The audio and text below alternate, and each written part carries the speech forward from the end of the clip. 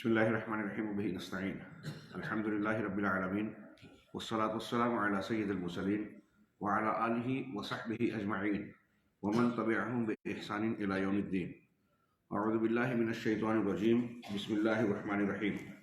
ألف لام ميم أحسب الناس أن يتركوا أن يقولوا آمنا أحسب الناس أن يتركوا أن يقولوا آمنا وهم لا يفتنون وَلَقَدْ فَتَنَّا الَّذِينَ مِنْ قَبْلِهِمْ فَلَيَعْلَمَنَّ اللَّهُ الَّذِينَ صَدَقُوا وَقَالَ تَعَالَى أَلَا لِلَّهِ الدِّينُ الْخَالِصُ وَقَالَ وَالَّذِينَ آمَنُوا أَشَدُّ حُبًّا لِلَّهِ.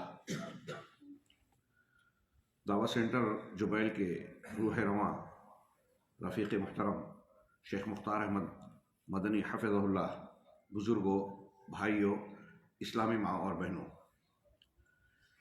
آغاز کلام سے پہلے میں ایک وضاحت کرنا چاہتا ہوں کہ دروس علمیہ یا دورہ علمیہ کے ایک درس میں نے ایک غلطی کر دی. اللہ رب العالمین کے اسماء و صفات کے باب میں کان کا تذکرہ کیا، جبکہ ہمارے یہاں یہ اصول ہے کہ اسماء و صفات کا باب توقیفی ہے.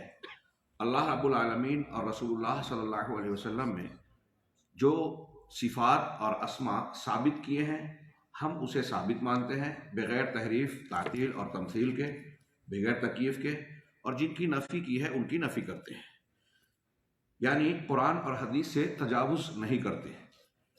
کچھ اسماء و صفات کے علاوہ اللہ کی ذات کے بارے میں خبروں کا باب ہے، اخبار کا باب وسیع ہے، یعنی بہت سی چیزیں ایسی ہیں کہ خبر دی گئی اللہ کے بارے میں، جیسے کلام.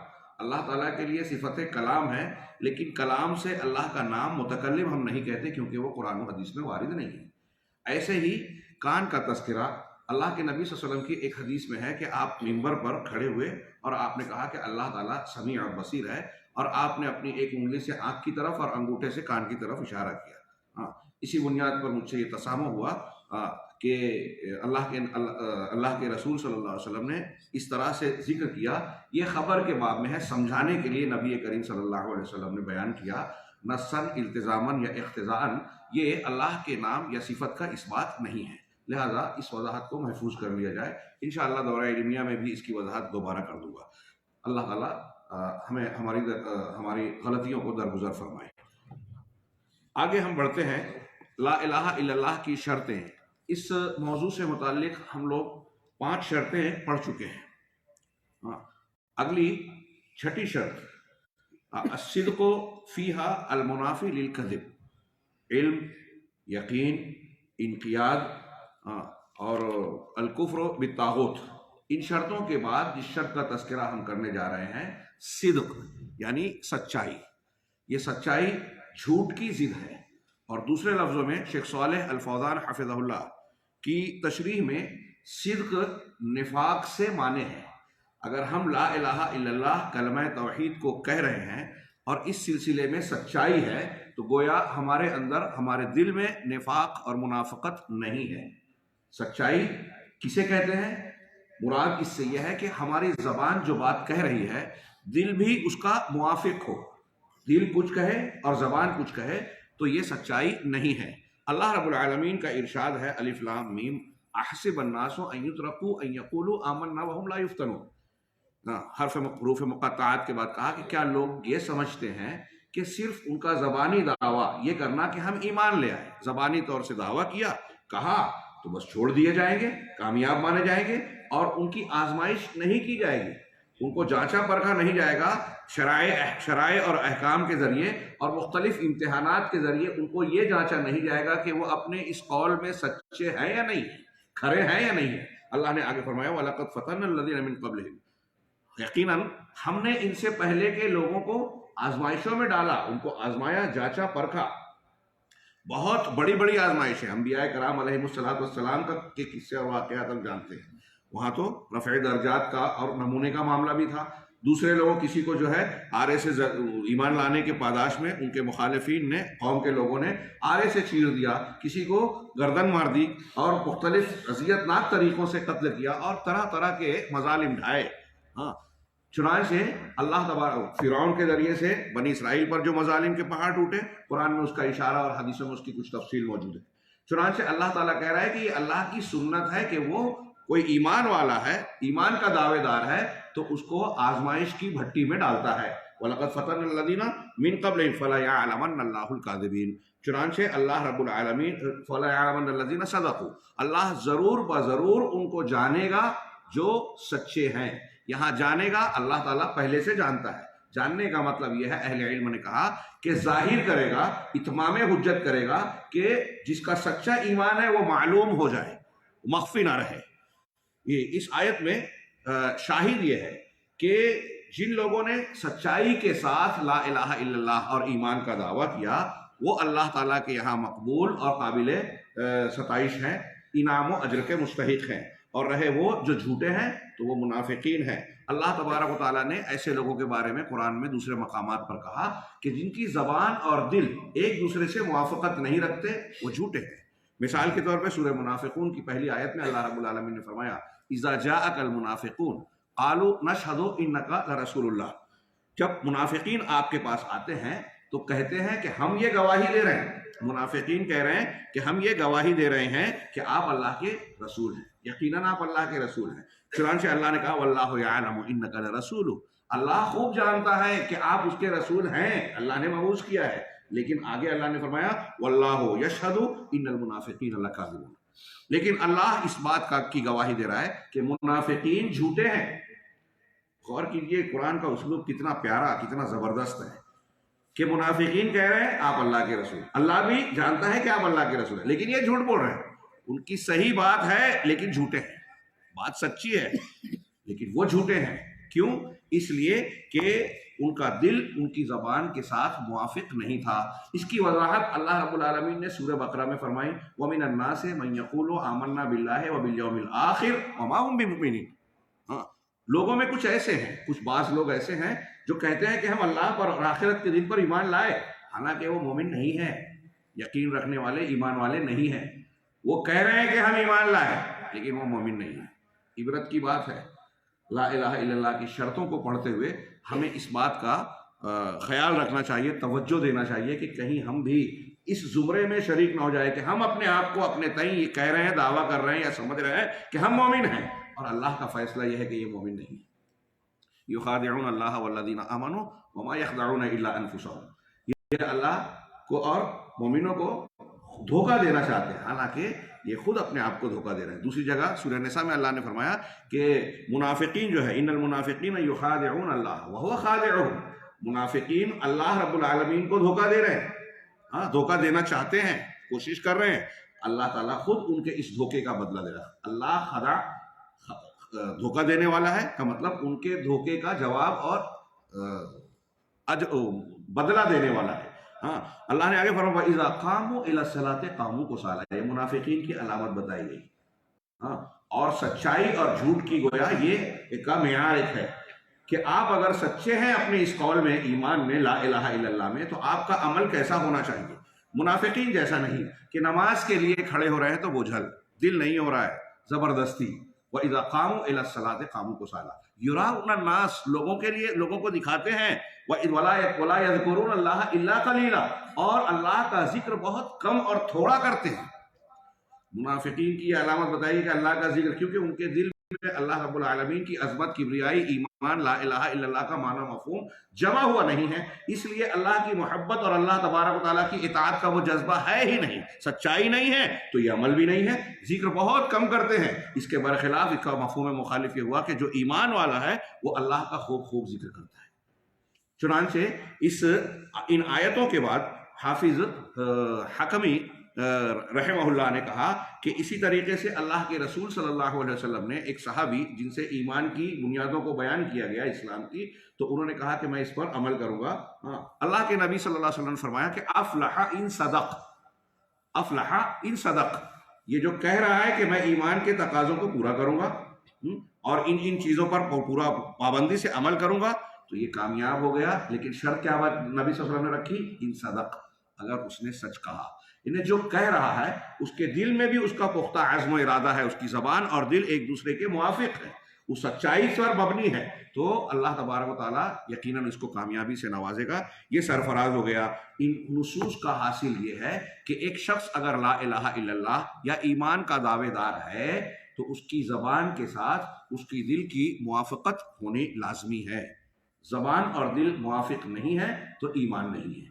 میں اشارہ کروں، ہمارے یہاں ایک بات آج کل مشہور ہے کہ آج کے دور میں نبی کریم صلی اللہ علیہ وسلم کے زمانے کے جس طرح کے منافقین تھے نہیں پائے جاتے. یہ صحیح نہیں ہے. کچھ لوگوں کا یہ خیال نفاق عملی، جب بات کرے تو جھوٹ بولے، جھگڑا ہو تو گالی دے، وعدہ خلافی کرے، امانت دی جائے تو خیانت کرے. یہ بخاری مسلم کی روایت میں ہے کہ جس میں 4 صفات ہوگی وہ پکا منافقان خالص، اور جس کے اندر ایک خصلت ہے تو وہ ایک منافقت کی علامت ہوگی. یہ عملی نفاق ہے.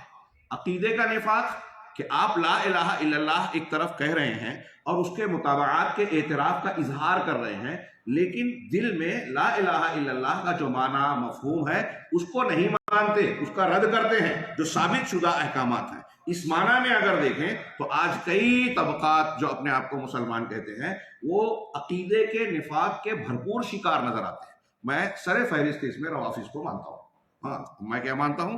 دلائل اور حقائق سے یہ بات ثابت ہے. ان کے عقائد کا مطالعہ کیجئے تو ایک طرف وہ لا الہ الا اللہ کہہ رہے ہیں، دوسری طرف وہ جن چیزوں کو تسلیم کر رہے ہیں وہ لا الہ الا اللہ کے تقاضوں کے صریح خلاف ہے. ایک شخص تصوف سے جڑا ہوا ہے، وہ ایک طرف لا الہ الا اللہ کو مان رہا ہے لیکن دوسری طرف وہ دل میں یہ مانتا ہے کہ سارا وجود جو ہے اللہ ہی اللہ ہے. لا الہ الا اللہ کے معنی کو نہیں مان رہا ہے، جو معنی ہوتا ہے اس کو گویا اس کا دل اس پر موافقت نہیں کر رہا ہے. تو پہلے کی جو شرط ہے کہ لا الہ الا اللہ کے معنی کا علم حاصل نہیں کیا، اس کا نتیجہ یہ ہے کہ اس پر اس کی صداقت کی مہر ثبت نہیں ہو رہی. اچھی طرح سمجھے جو میں بتانا چاہتا ہوں کہ آج کتنے ایسے مسلمان ہیں جو بظاہر اپنے آپ کو مومن کہتے ہیں، کلمہ پڑھتے ہیں، ذکر و اذکار میں لا الہ الا اللہ کا ورد کرتے ہیں، اور پھر اس معنی کا جو تقاضا ہے اس کی بنیاد پر اسے لا الہ الا اللہ کو تسلیم کیے بغیر اپنے خود ساختہ یا کسی جس کو پیشوا بنا رکھا ہے، کسی سلسلے سے اپنے آپ کو جوڑ رکھا ہے، کسی غلط منہج سے وابستہ ہے، اس بنیاد پر اس منہج اور امام نے شیخ طریقت نے جو لا الہ الا اللہ کا جو معنی بتایا یہ اس معنی کو مان رہا ہے. اس کا مطلب لا الہ الا اللہ کے معنی کو جو زبان سے کہہ رہا ہے دل سے اس کو مان نہیں رہا ہے. اس طریقے سے ان کے یہاں نفاق پایا جاتا ہے. تو بہت سارے مناہج کے حاملین، غلط اور باطل مناہج کے حاملین اس طریقے سے نفاق کا شکار ہیں، اور ان کا لا الہ الا اللہ جو ہے وہ قابل قبول اللہ کے یہاں نہیں بنتا. اللہ تعالیٰ سے ہمیں دعا بھی کرنی چاہیے اور کوشش بھی. اس غلط فہمی کا شکار کبھی نہیں ہونا چاہیے کہ ہم کو بہت علم ہے یا ان باتوں کو ہم نے اچھی طرح سے سمجھ لیا ہے. ہمیشہ اپنا اعادہ کرتے رہنا چاہیے، اہل علم کی مجلسوں میں ان سے مراجعہ کرتے ہوئے اپنے ایمان کی تجدید اور اس کی تحقیق کرتے رہنا چاہیے، مضبوط بنانا چاہیے. کیونکہ یہ جیسے کہ ابھی آپ نے بار بار سنا، ہم ہر نماز کی ہر رکعت میں ہم کو اللہ نے سکھایا اہدنا الصراط المستقیم. ہاں، صراط مستقیم کیوں؟ یعنی علامہ ابن تیمیہ کہتے ہیں کہ یہ انفع الادعیہ ہے بندے کے لیے، سب سے زیادہ اہم اور سب سے زیادہ مفید دعا، اور اس کی سب سے زیادہ ضرورت ہے. تبھی تو اللہ تعالیٰ نے ہر نماز میں اس کو متعین فرمایا. اور اس معنی کی بہت ساری دعائیں حدیثوں میں نبی کریم صلی اللہ علیہ وسلم سے مروی ہے. اللہم انی اسألک الہدی والتقی والعفاف والغنی. فتنوں سے اور شیطان کے شرور سے پناہ مانگ کر ضلالت و گمراہی سے بچاؤ کی جو دعائیں ہیں وہ بھی ہدایت پر قائم رہنے کی اللہ رب العالمین کے جناب میں التماس اور دعا ہے. چنانچہ اس کی اہمیت کو سمجھا جائے، اس کے معنی اور مفہوم کو جانا جائے، اور یہ دیکھتے ہوئے اس سے عبرت حاصل کی جائے کہ بہت سارے لوگ لا الہ الا اللہ کہہ کے بھی اس پر سچائی اس پر کھرے نہیں اترتے. اللہ تعالی ہمیں ان لوگوں کے زمرے میں نہ شامل کرتے ہوئے خالص اور سچے مومنوں میں شامل کرے. اس کی دعا بھی کرنی چاہیے اور کوشش بھی. 7ویں شرط لا الہ الا اللہ کی وہ ہے الاخلاص. اخلاص جس کا جو ہم اردو میں بھی استعمال کرتے ہیں، خالص بنانا، پیور بنانا، اور اس کا عربی میں لغوی معنی ہوتا ہے التصفیہ، صفائی کرنا.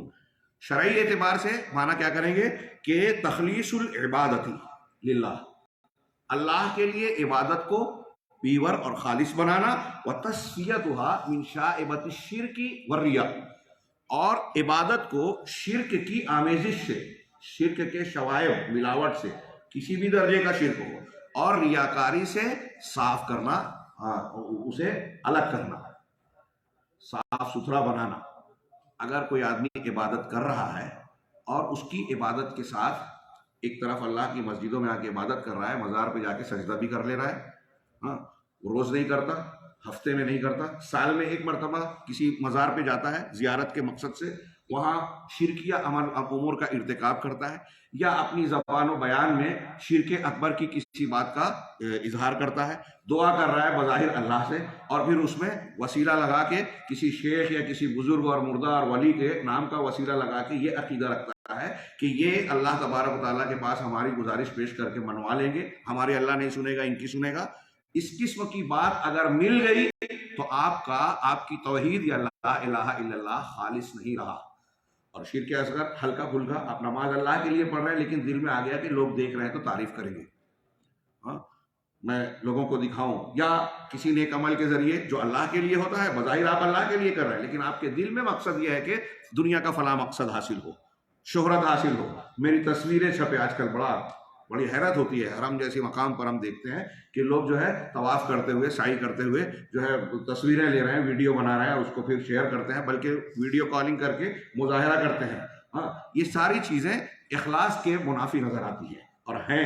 آدمی کو اس سلسلے میں انتہائی محتاط رہنا چاہیے۔ ہاں، اللہ تبارک و تعالیٰ نے سورۃ المومنون میں مومنین کے جو اوصاف بیان کیے، اس میں آیت کا آخری ٹکڑا ہے وَالَّذِينَ يُؤْتُونَ مَا آتَوْا وَقُلُوبُهُمْ وَجِلَةٌ، کہ اللہ نے ان مومنین کو جو کچھ دیا ہے، نوازا ہے، وہ اللہ کے راستے میں خرچ کرتے رہتے ہیں، خرچ کرتے ہیں، اور آگے اللہ نے کہا وَقُلُوبُهُمْ وَجِلَةٌ، لیکن ان کے دل دہلے اور ڈرے رہتے ہیں، سہمے رہتے ہیں، وہ ڈرتے رہتے ہیں۔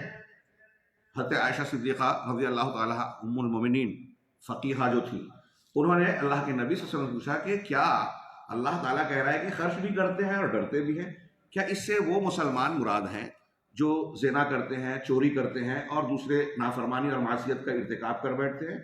اللہ کے رسول صلی اللہ علیہ وسلم کہ لا ابنۃ صدیق، صدیق کی بیٹی نہیں، ہم الذین یصلون ویصومون ویتصدقون، کما ورد فی الحدیث، یہ وہ لوگ ہیں جو نماز پڑھتے ہیں، صدقہ و خیرات کرتے ہیں، روزہ رکھتے ہیں، لیکن یخافون، ڈرتے ہیں کہ اللہ یقبل منہم، کہ یہ جو نیکیاں وہ کر رہے ہیں کہیں اللہ تبارک و تعالیٰ کے جناب میں رد نہ ہو جائے، غیر مقبول نہ ہو جائے۔ ہم کر تو رہے ہیں، قبول نہ ہو۔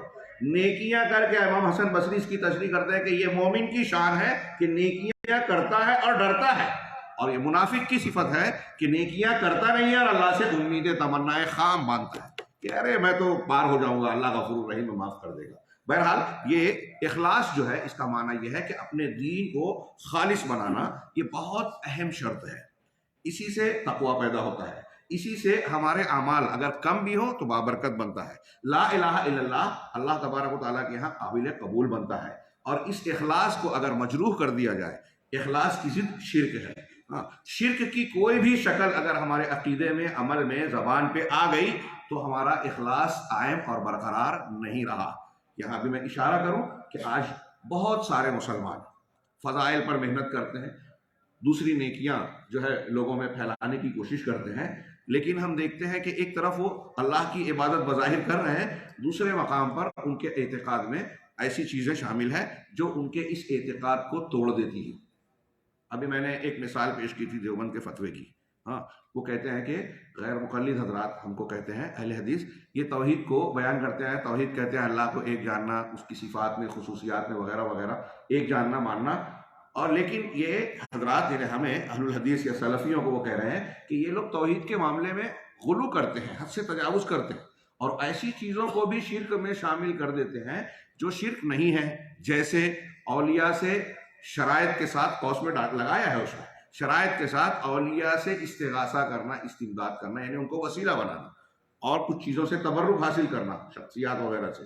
یہ انہوں نے گویا جو کیا کہتے ہیں حاشیہ یا ضمیمہ لگا دیا، اس سے شرک کا دروازہ کھولا، ہم کہہ رہے ہیں۔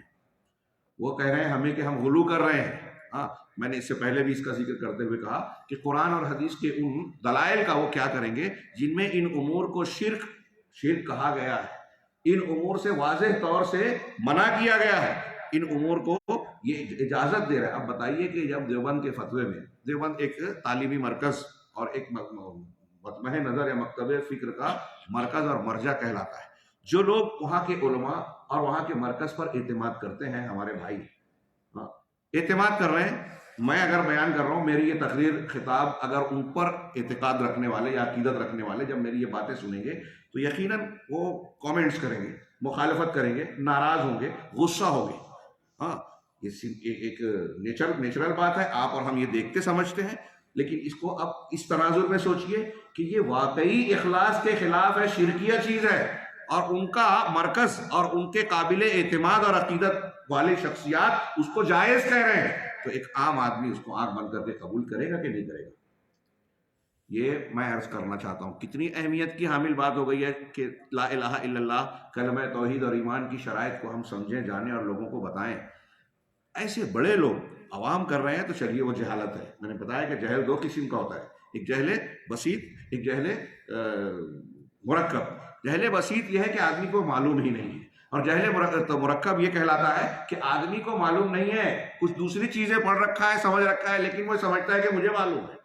اور آج کل یہ زیادہ پایا جاتا ہے، علم کم ہے، آدھا ادھورا ہے، اور فیصلہ کن باتیں کی جاتی ہیں، اہل علم کی مخالفت کی جاتی ہے۔ یہ جو میں نے اشارہ کیا، واقعہ بتایا، یہ صرف دیوبند کی بات نہیں ہے۔ اب دیکھیے کہ جو لوگ تحریکیت سے جڑے ہیں، جو لوگ کسی اور منہج اور مسلک سے جڑے ہوئے ہیں، ایک بریلوی کو دیکھیے، وہ اپنے علماء اور بڑے بڑے نام سے جو ہے متاثر ہوتا ہے کہ یہ اتنے بڑے عالم ہیں، اتنی فضیلتیں ہیں، کسی شخصیت کے بارے میں ان کے یہاں یہ عام رواج ہے۔ اور میں دیکھتا ہوں، یہ بات اکثر ذکر کرتا ہوں کہ ہمارے یہاں عوام کو دعوت و تبلیغ کے نام پہ بزرگان دین کے سچے جھوٹے واقعات بتائے جاتے ہیں، قرآن و سنت کے نصوص اور نبی صلی اللہ علیہ وسلم اور سلف کے منہج سے ہٹ کر واقعات بتائے جاتے ہیں۔ اس کا نتیجہ یہ نکلتا ہے کہ ان واقعات کے تناظر میں کچھ لوگ اللہ رب العالمین کی صفات کو ان بزرگان دین کے اندر محسوس کرتے ہیں یا ماننے لگتے ہیں، جن کی کرامات اور معجزات کو حد سے زیادہ تجاوز کر کے بیان کیا جاتا ہے۔ یہ کوئی آسان سی بات نہیں ہے، اس چیز نے بہت گمراہی پھیلائی ہے۔ نتیجہ یہ نکلتا ہے کہ ایک آدمی کے بارے میں یا ایک شخصیت یا ولی کے بارے میں جب ایسی باتیں بیان کی جاتی ہے کہ وہ خرق عادت چیزوں کا مظاہرہ کرتے تھے، اور تاثر یہ دیا جاتا ہے صحیح عقیدے کے برخلاف کہ یہ ان کی اپنی طاقت اور قوت، معجزہ، کرامت، یہ دھیان رہے اہل سنت والجماعت اس کو ہم مانتے ہیں، اور ساتھ ہی ساتھ یہ عقیدہ رکھتے ہیں کہ یہ کسی شخصیت کی اپنی طاقت و قدرت کے دائرے میں نہیں آتی، یہ اللہ تبارک و تعالیٰ کی قدرت ہے اور اللہ کی مشیت کے تابع ہے۔ وہ جب چاہتا ہے معجزہ یا کرامت کا اظہار کرتا ہے، یہ انسان کے کسی شخصیت یا کسی نبی یا ولی کے اپنے اختیار میں نہیں ہے۔ اور یہ مضمون قرآن میں بہت واضح انداز میں کئی مقام پر بیان کیا گیا ہے۔ انبیاء سے مطالبہ کیا ہے، کہا کہ میں اس کی طاقت نہیں رکھتا، آیت نشانی معجزہ پیش کرنا اللہ کے اختیار میں۔ کتنی صاف صاف باتیں ہیں، لیکن انتہائی غیر محتاط انداز میں بزرگوں کے سچے جھوٹے واقعات بیان کیے جاتے ہیں، اور عوام ان واقعات سے یہ کشید کرتے ہیں کہ جب ان کا اتنا مقام ہے، ان کو اتنی طاقت حاصل تھی، نعوذ باللہ، جبکہ ان کو طاقت نہیں ہے، اگر صحیح واقعہ بھی ہے تو یہ ان کی اپنی طاقت سے نہیں ہے، ان کے اندر تصرف کے اوصاف یا قدرت نہیں ہے، لیکن ایسا سمجھ لیا جاتا ہے اور شرک کا دروازہ کھلتا ہے۔ اخلاص کی اہمیت کا اندازہ صرف اس ایک بات سے لگائیے کہ کفار مکہ اللہ تبارک و تعالیٰ کی بھی عبادت کیا کرتے تھے۔ قرآن نے خود بتایا ہے، کشتی پر سوار ہوتے تو دین کو اللہ کے لیے خالص کر کے پکارتے، دعوا اللہ مخلصین لہ الدین، اپنے دین کو خالص کر کے صحیح ایک دم خالص اعتقاد کے ساتھ اس وقت دعا کرتے تھے۔ اللہ کی عبادت ہوئی کہ نہیں ہوئی ہے؟ عبادت کرتے تھے، لیکن قرآن نے کیا کہا؟ قل یا ایھا الکافرون لا اعبد ما تعبدون ولا انتم عابدون ما اعبد، تم اس کی عبادت نہیں کرتے جس کی میں کرتا ہوں۔ اللہ کی عبادت وہ کرتے تھے، لیکن قرآن نے کہا کہ تم اس کی عبادت نہیں کرتے۔ مطلب کیا نکلا کہ اگر آپ اللہ کی عبادت کر بھی رہے ہو، نماز، روزہ، حج، زکوٰۃ اور دیگر نیکیاں کر رہے ہو، لیکن ساتھ ہی ساتھ آپ نے شرک کا ارتکاب کیا، تو اللہ کی نظر میں آپ اللہ کی عبادت کرنے والے نہیں ہوئے۔ اور جو ہمارا درس ہے، اس کی روشنی میں ہم یوں کہیں کہ لا الہ الا اللہ کو ماننے والے نہیں ہوئے، آپ باہر ہو گئے، آپ کا لا الہ الا اللہ ٹوٹ گیا اگر شرک اکبر آ گیا۔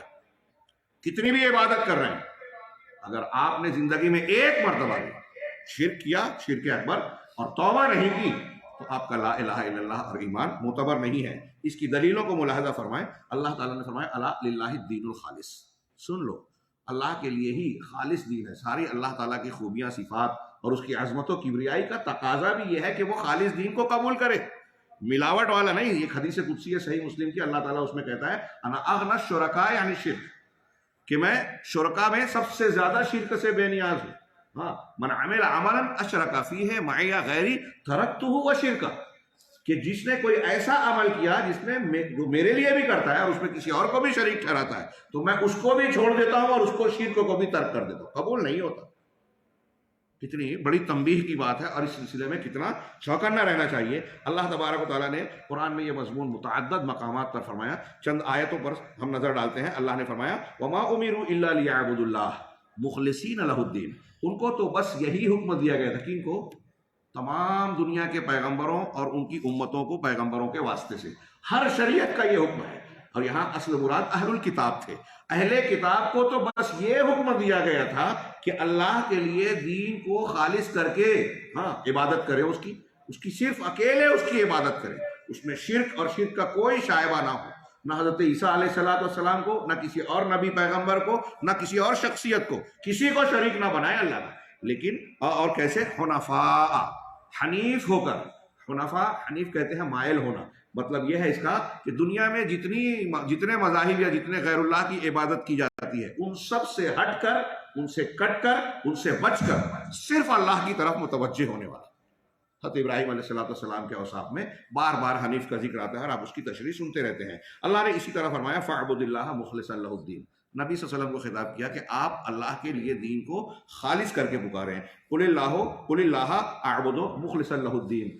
اس آیت کا بھی یہی ہے کہ آپ یہ کہہ دیجئے کہ میں اللہ تعالیٰ کے لیے اپنے دین کو خالص کر کے پکار رہا ہوں. ان صلاتی و نسکی و محیای و مماتی للہ رب العالمین. اور اللہ کے رسول کو یہ کہنا، اور پھر اللہ کے رسول کو کئی جگہ خطاب کر کے ابھی آج آیت پڑھی گئی کہ اگر آپ نے بھی اللہ کے ساتھ کسی اور کو پکارا، عبادت کی، تو آپ بھی ظالمین میں شمار ہو جائیں گے.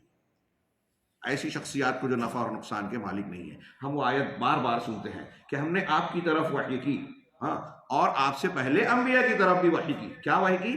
لئن اشرکت لیحبطن عملک. اگر آپ نے بھی شرک کیا تو سارے عمل برباد ہو جائیں گے. شرک کیا تو عمل برباد، یعنی اخلاص تباہ ہوا تو کوئی چیز اللہ کے یہاں قابل قبول نہیں رہی. اللہ تبارک و تعالیٰ نے منافقین کے بارے میں کہا ان المنافقین فی الدرک الاسفل من النار. یقیناً منافقین جہنم کے سب سے نچلے طبقے میں ہوں گے. ولن تجد لہم نصیرا. وہ جہنم میں جائیں گے تو ان کا کوئی مددگار آپ نہیں پائیں گے. سب دہلا دینے والی بات ہے. کوئی نبی، پیغمبر، فرشتہ، کوئی بڑی سے بڑی شخصیت، کیسا بھی آپ سمجھتے ہو، جو منافق ہے اور اس کے بارے میں اللہ کا فیصلہ ہو گیا جہنم میں جانے کا، حاویہ، جہنم کا سب سے نچلا طبقہ حاویہ کہلاتا ہے، اس میں وہ جائیں گے، کوئی مددگار نہیں ہوگا. الا الذین تابوا. ہاں، بچے گا کون؟ سوائے ان کے جنہوں نے توبہ کر لی دنیا کی زندگی میں، واصلحوا، اور اپنی اصلاح کر لی، واعتصموا باللہ، اور اللہ تبارک و تعالیٰ پر اکیلے یقین کیا، اعتماد کیا، اللہ کو پکڑ لیا، مطلب اللہ تعالیٰ پر کامل اعتماد و بھروسہ کیا. وَأَخْلَصُوا دِينَهُمْ لِلَّهِ، اور اپنی دینداری کو صرف اللہ کے لیے پیور اور خالص بنایا. فَأُولَٰئِكَ مَعَ الْمُؤْمِنِينَ. تو یہی لوگ مومنین کے ساتھ ہوں گے. یہ سورہ نساء کی آیت ہے اور اس کے بعد بھی دیکھا جا سکتا ہے. حضرت ابو ہریرہ رضی اللہ تعالیٰ عنہ سے صحیح میں بخاری اور مسلم کی حدیث ہے، مروی ہے، وہ کہتے ہیں کہ اللہ کے نبی صلی اللہ علیہ وسلم سے انہوں نے پوچھا، تھوڑی سی لمبی روایت ہے، آپ نے پوچھا کہ آپ کی شفاعت کا سب سے زیادہ حقدار یا خوش قسمت کون ہو؟ اسعد الناس بشفاعتی. تو اللہ کے حضرت ابو ہریرہ نے سوال کیا کہ اللہ کے رسول، آپ کی شفاعت کا سب سے زیادہ حقدار خوش قسمت کون ہوگا؟ اسعد الناس بشفاعتک. تو نبی صلی اللہ علیہ وسلم نے اس سوال پر ان کی تعریف بھی کی کہ تمہارے اندر علم کی حرص ہے، اس پر ان کی تعریف کی. اور اس کے بعد آپ نے جواب دیا اسعد الناس بشفاعتی من قال لا الہ الا اللہ خالصا من قلبہ او نفسہ، کہ میری شفاعت کا سب سے زیادہ حقدار، خوش قسمت، اس کا حقدار وہ ہوگا جو لا الہ الا اللہ کو اپنے دل کے اخلاص کے ساتھ، خلوص کے ساتھ کہتا ہے. دیکھیے، لا الہ الا اللہ یہاں صرف کہنا نہیں کہا، بلکہ خلوص کے ساتھ، اخلاص کے ساتھ. اب اللہ کے رسول صلی اللہ علیہ وسلم کہ نبی صلی اللہ علیہ وسلم کی شفاعت کسے ملے گی؟ لا الہ الا اللہ میں اخلاص ہوگا تب. اس کا الٹا مفہوم کیا ہوا جو بہت واضح ہے کہ اگر اخلاص نہیں ہے تو نبی صلی اللہ علیہ وسلم کی شفاعت سے محرومی ہوگی. ہمارے بھائیوں کو یہ سبق سمجھانے کی بہت شدید ضرورت ہے. ہندوستان، پاکستان، بلکہ آج عالمی سطح پہ یہ شرک کا فتنہ ہے. مملکہ کے علاوہ جو میں جانتا ہوں یہاں بھی چھپے ہوئے ہوں گے، ہیں، تو ان کو بتانے کی ضرورت ہے کہ اگر آپ نے شرک کیا تو آپ کسی بھی پیر ولی نبی کا دامن تھام لے پکارتے رہیں، یہ کام نہیں آئے گا۔ اللہ تعالیٰ کہہ رہا ہے، رسول اللہ صلی اللہ علیہ وسلم فرما رہے ہیں کہ ایسے لوگوں کے لیے سفارش کی اجازت ہی نہیں ملے گی۔ شرک کے نقصانات میں سے ایک بھیانک نقصان یہ کہ یہ بندے کو اللہ کے رسول صلی اللہ علیہ وسلم کی اجازت والی شفاعت سے بھی محروم بنا دیتی ہے۔ اسی طرح صحیحین بخاری مسلم میں اتبان بن مالک رضی اللہ عنہ کی لمبی حدیث ہے، واقعہ ہے، اس میں نبی کریم صلی اللہ علیہ وسلم کا فرمان آخر میں ہے کہ ان اللہ حرم علی النار من قال لا الہ الا اللہ یبتغی بذالک وجہ اللہ۔ اللہ رب العالمین نے آپ کا فرمان ہے کہ یقیناً اللہ تعالیٰ نے نار پر، جہنم پر حرام قرار دیا اس شخص کو جس نے لا الہ الا اللہ کو کہا، صرف کہا نہیں، اس کے ساتھ شرط لگائی یبتغی بذالک وجہ اللہ، جس سے اللہ کی وجہ اس سے مقصود ہے۔ لا الہ الا اللہ کے کہنے سے اس کا مقصد کیا ہے؟ وجہ اللہ کی کا طلب کرنا، اللہ کی خوشنودی مل جائے، وجہ مل جائے۔ ہاں، یہ اس بات کی طرف اشارہ ہے کہ دل سے وہ اخلاص رکھتا ہے، امید رکھتا ہے، اور پھر لا الہ الا اللہ کو سچے دل سے مان کر اس پر خالص اترتا ہے۔ گویا یبتغی بذالک وجہ اللہ میں اخلاص کی تلقین ہے کہ آپ کا ہمارا مقصد لا الہ الا اللہ یا کلمہ توحید اور ایمانیات سے اللہ تبارک و تعالیٰ کی رضامندی ہونی چاہیے، وجہ اللہ ہونی چاہیے۔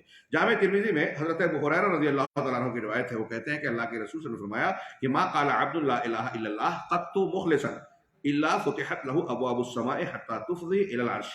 کہہ رہے ہیں کہ لا الہ، کوئی بھی بندہ لا الہ الا اللہ نہیں کہتا کبھی بھی مخلصا، اخلاص کے ساتھ، مخلص ہو کر اخلاص کے ساتھ جب بندہ لا الہ الا اللہ کہتا ہے تو اس کے لیے آسمان کے دروازے کھول دیے جاتے ہیں۔ معلوم ہوا کہ آسمان کے دروازے بھی ہیں اور وہ کھولے جاتے ہیں، ہاں، یہاں تک کہ یہ لا الہ الا اللہ کا کلمہ عرش تک پہنچ جاتا ہے۔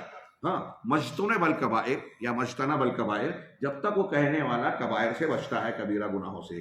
امام ترمذی نے اس حدیث کو حسن صحیح کہا ہے اس وجہ سے، ہاں، اور یہ امام نسائی نے بھی عمل الیوم واللیلہ میں نقل کی ہے۔ اس مفہوم کی ایک اور حدیث ہے جو امام نسائی نے عمل الیوم واللیلہ میں نقل کی کہ صحابہ کرام میں سے دو شخصیات نے نبی صلی اللہ علیہ وسلم سے روایت کی کہ جو شخص لا الہ الا اللہ، من قال لا الہ الا اللہ وحدہ لا شریک لہ لہ الملک و لہ الحمد وہو علی کل شیء قدیر، یہ کلمات، ہاں، ہم نے پہلے درس میں پڑھا اس سلسلے میں کہ اس کی کتنی فضیلتیں ہیں۔ اور یوم عرفہ کی دعا میں اللہ کے رسول نے فرمایا کہ انبیاء کی یہ دعا ہے، یہ ذکر ہے، دعا ہے جو سب سے زیادہ فضیلت والا ہے، سب سے بہتر عرفہ کی دعا ہے۔ تو جو یہ کلمہ کہتا ہے، ساتھ میں اللہ تعالیٰ، اللہ کے رسول نے جو شرطیں لگائی، غور سے سنیے۔ ہاں، شیخ ربی نے کہا کہ دیکھیے اس ایک حدیث میں نبی کریم صلی اللہ علیہ وسلم نے بذات خود لا الہ الا اللہ کی بیشتر شرطوں کو اکٹھا کر دیا۔ چنانچہ آپ نے کہا مخلصاً، یہ کلمہ کہے مخلصاً بہا قلبہ، جس میں اس کا دل مخلص ہو، اخلاص والا ہو، یصدق بہا لسانہ یا یصدق بہا لسانہ، جس سے اور اس کی زبان کی تصدیق کرتے ہو، اس پر اس کا دل کی تصدیق کرتی ہو یا زبان سے وہ سچ بولتا ہو۔ ہاں، الا یعنی دل میں اخلاص ہو، زبان پر سچائی ہو، تو کہا الا فتح اللہ لہ السماء فتحا، یہاں تک کہ آسمان میں دراڑ یا شگاف یا وہ جو ہے ایک راستہ بن جاتا ہے، دراز بن جاتی ہے، حتی ینظر الی قائلہا من اہل الارض، یہاں تک کہ اللہ تعالیٰ اس بات کو، اس کلمے کو جو روئے زمین دنیا کے لوگوں میں ہے، اس کی طرف دیکھتا ہے۔ لا الہ الا اللہ وحدہ لا شریک لہ لہ الملک و لہ الحمد وہو علی کل شیء قدیر، اخلاص اور سچائی کے ساتھ اگر آپ نے کہا، آسمان کے دروازے کھلتے ہیں، اللہ تعالیٰ انہیں دیکھتا ہے۔ اللہ اس کے بغیر بھی دیکھ سکتا ہے، لیکن یہ فضیلت بتائی جا رہی ہے۔ ہاں، وحق لعبد نظر اللہ الیہ ان یعطیہ سؤلہ، اور جس بندے کی طرف اللہ تعالیٰ اس طرح رحمت و شفقت کے ساتھ نظر ڈالے، دیکھے، اس کا یہ حق ہے کہ جو سوال وہ کرے اللہ تعالیٰ اس کو پورا کرے۔ کتنی زبردست فضیلت ہے۔ اپنی دعاؤں کو مقبول بنانے کے لیے یہ کلمات اخلاص اور سچائی کے ساتھ کہا جائے۔ ہاں، شیخ کہتے ہیں کہ اللہ اکبر، یہ دیکھیے کہ اس حدیث نے اس طریقے سے لا الہ الا اللہ کو شرطوں کو جمع کر دیا جو دوسری حدیث میں نہیں ملتی، ہاں، جس میں جبکہ ہم کو اور بھی نصوص کو اکٹھا کرنا پڑتا ہے۔ یہ دوسری شرط تھی لا الہ الا اللہ کی، اخلاص۔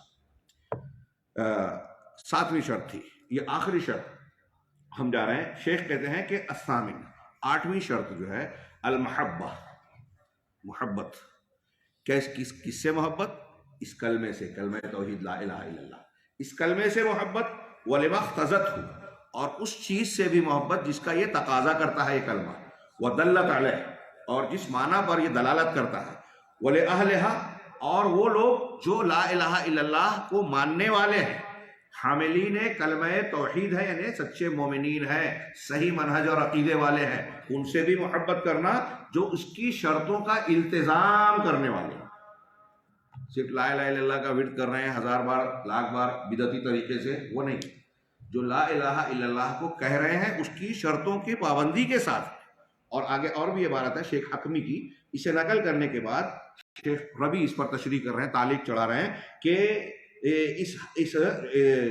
دیکھیے کہ اس میں شیخ نے کس طریقے سے ولا اور برا کے معاملے کو توحید کی شرطوں میں داخل کیا، جس سے آج بہت سارے لوگ جاہل ہیں، خاص طور سے اہل بدعت، اور وہ اس شرط سے بالکل جدا اور الگ اور مخالف ہے۔ لا الہ الا اللہ کی یہ آخری شرط جو ہم پڑھ رہے ہیں، بڑی اچھی طریقے سے دماغ میں رکھیے، قدر تفصیل سے شیخ نے بھی بیان کیا۔ ہم لوگ ولا اور برا کی بات کا اس سے پہلے بھی تذکرہ کر چکے ہیں۔ لا الہ الا اللہ یا کلمہ توحید اللہ کے یہاں مقبول ہو، اس کے لیے ضروری ہے کہ ہم لا الہ الا اللہ اس کلمے سے، اس کے معنی اور مدلول سے محبت کریں، اس کے ماننے والوں سے محبت کریں، اور لا الہ الا اللہ کے جو تقاضے ہیں اس کو بھی پسند کریں۔ شیخ آگے کہہ رہے ہیں کہ اس میں آگے جو جملہ ہے لِمَا اقْتَضَتْهُ، اہل بدعت میں یہ بات نہیں پائی جاتی، ابھی ہم تھوڑا سا آگے ذکر کریں گے۔ لِمَا اقْتَضَتْهُ، لا الہ الا اللہ جس کا تقاضا کر رہا ہے اس سے بھی محبت ہونا چاہیے۔ تو تقاضا کس بات کا کر رہا ہے؟ تقاضا کر رہا ہے اللہ پر ایمان، رسولوں پر ایمان، کتابوں پر ایمان، آخرت کے دن پر جس میں جنت و جہنم پر ایمان بھی شامل ہے، اور شرائع اسلام یعنی اسلام کے احکامات پر ایمان۔ یہ لا الہ الا اللہ کے تقاضے میں شامل ہے۔ اس کلمے سے محبت اور اس چیزوں سے جو اس کے تقاضے ہیں اس سے محبت ہمارے ایمان کی تکمیل اور لا الہ الا اللہ کے مقبول ہونے کے لیے ضروری ہے۔ آج دیکھیے، غور کیجئے کہ کتنے مسلمان اس تقاضے کو پورا کر رہے ہیں۔ آگے کہتے ہیں کہ مسلمان پر واجب ہے کہ وہ ان اشیاء کو پسند کرے، ان سے محبت کرے، لا الہ الا اللہ اور اس کے تقاضوں میں جو ایمانیات شامل ہے، شریعت کے جو احکامات داخل ہیں، نبی سے محبت، نبی کے صحابہ سے محبت، یہ اس میں داخل ہے۔ اللہ اور رسول اگر صحابہ کرام کو پسند کر رہے ہیں، ان کی تعریف کر رہے ہیں، اور کوئی ان سے بغض و عناد رکھ رہا ہے تو اس کا مطلب وہ لا الہ الا اللہ کے تقاضے کو پورا نہیں کر رہا ہے۔ جو لوگ فلاں مرزا، فلاں ڈاکٹر، فلاں وہ بردر اور فلاں کے چکر میں آ کے ان کی باتوں پر الٹی سیدھی جو کھینچتان کر وہ تاریخی بنیاد پر قرآن و سنت سے ثابت شدہ عقائد کے خلاف بات بیان کر رہے ہیں، اور کوئی اس میں سے بعض حدیثوں پر اعتراض کرتا ہے جو ثابت شدہ ہے، اور بندہ اس کی بنیاد پر ثابت شدہ حدیث کو رد کرتا ہے، اس کو ناپسند کرتا ہے، کوئی صحابہ کرام پر کیچڑ اچھالتا ہے، کسی ایک صحابی کو بھی اگر نشانہ بنایا۔ اللہ کے رسول لا تسبوا احدا من اصحابی، یہ روایت کے الفاظ بھی ثابت ہیں کہ میرے صحابہ میں سے کسی ایک کو بھی برا بھلا نہ کہو۔ آج ہمیں سن کر حیرت ہوتی ہے کہ کچھ ایسے نوجوان اور نئی نسل کے جہل مرکب کے حاملین جو یہ سمجھتے ہیں کہ ہم قرآن و حدیث کو مان رہے ہیں، وہ کسی سے متاثر ہو کے، جاہل آدمی سے متاثر ہو کے صحابہ کرام پر تنقیدیں کر رہے ہیں، ان پر طعن و تشریح کر رہے ہیں۔ یاد رکھیے، ایسا کرنا لا الہ الا اللہ کی شرطوں کی مخالفت بھی ہو رہی ہے۔ جس درجے کی آپ مخالفت کریں گے اس درجے کا آپ کا کفر ہوگا، اس درجے کا آپ کا لا الہ الا اللہ متاثر ہوگا۔ شیخ نے آگے کہا کہ ضروری ہے مسلمان پر کہ ان تمام چیزوں سے محبت کرے اور ان میں سے کسی بھی چیز سے بغض اور عناد نہ رکھے۔ قرآن کی آیت پیش کی کہ ذالک بانہم کرہوا ما انزل اللہ، یہ اس وجہ سے ہے کہ جو اللہ نے نازل فرمایا انہوں نے اس کو ناپسند کیا، اس کو مکروہ سمجھا۔ اللہ کی نازل شدہ شریعت، دین و عقیدہ ہو، اصول ہو، فروعات ہو، احکامات ہو، جب اس کو آپ ناپسند کر رہے ہو تو فاحبط اعمالهم، تب نتیجے میں کیا ہے؟ اللہ نے فرمایا کہ اللہ نے ان کے اعمال کو برباد کر دیا۔ اس ایک آیت کو یاد رکھیے اور پہنچائیے ان حضرات تک جو قرآن و سنت سے ثابت شدہ چیزوں کی مخالفت کر کے ان میں کیڑے نکالتے ہیں۔ قرآن و حدیث سے اگر کوئی چیز ثابت ہے اور آپ اس پر انکار کر رہے ہیں، اس سے نفرت کر رہے ہیں، ابھی ہمارے یہاں کچھ لوگ ہوتے ہیں نا کہ میری سمجھ میں نہیں آتا، ہمارے ہندوستان میں جو تقلیدی بنیادوں پر جھگڑے ہوتے ہیں، بظاہر وہ چھوٹی بات سمجھتے ہیں کہ آمین کسی نے کہا سنت رسول پر عمل کرتے ہوئے غیر المغضوب علیہم ولا الضالین، تو کچھ لوگ کہتے ہیں کہ اس سے ہمیں ڈسٹرب ہوتا ہے، نماز میں خلل ہوتا ہے، ہمارا سکون متاثر ہوتا ہے، کسی کو رفع دین سے خلل ہوتا ہے، کسی کو انگلی ہلانے سے جو ہے تشہد کے کلمے میں اس سے خلل ہوتا ہے۔ میں یہ طنز تعریض نہیں کر رہا ہوں، ہاں اگر کوئی ایسا سمجھ رہا ہے تو سن لیجئے کہ اس پر یہ معاملہ آ سکتا ہے۔ فی نفسہ ہی آپ یہ بحث کر سکتے ہیں کہ آمین بالجہر کہنا اس کا حکم کیا ہے، مستحب ہے، سنت ہے، فرض نہیں ہے، ٹھیک ہے۔ نبی کریم صلی اللہ علیہ وسلم کی دیکھیے دو حیثیت ہے، ہمارے یہاں لوگ سوال کرتے ہیں تقلیدی بنیاد پر، جب سنتوں کو کوئی ترک کرتا ہے اور ہم اس کے سامنے دلیلیں پیش کرتے ہیں تو کہتے ہیں کیا یہ فرض ہے؟ فرض اور سنت کا ہونا، پہلی بات تو یہ کہ اگر سنت بھی ہے تو آپ کیوں چھوڑنا چاہتے ہیں؟ نبی صلی اللہ علیہ وسلم کی سنت آپ صرف سونے کے آداب، اٹھنے کے آداب، کھانے کے آداب میں لے گئے، ہاں اس وقت تک ہم مومن نہیں ہو سکتے جب نبی صلی اللہ علیہ وسلم کو کھانے میں، پینے میں، اٹھنے میں، عبادت میں، وضو میں، غسل میں، ہاں معاشرت میں، لین دین میں، حلال حرام میں، تعلقات میں، اخلاقیات میں، عقائد میں، ہر چیز میں رسول اللہ صلی اللہ علیہ وسلم کو نمونہ بنائے۔ یہ بات دماغ میں بٹھا لینا چاہیے۔ ایک بات یہی علیکم بسنتی کا مفہوم بھی شامل ہے۔ دوسری بات کہ نبی صلی اللہ علیہ وسلم کی اگر سنت ہے اور اس کا درجہ ایسا ہے کہ آپ نے نہیں بھی کیا تو چل جائے گا، یہ ایک بات ہے، لیکن اگر آپ نے کسی سنت کو ناپسند کیا، سنت کو عملاً آپ نے ترک کر دیا مستحب چیز کو، تو کوئی بات نہیں، پکڑ نہیں ہوگی، ایسا ہو سکتا ہے۔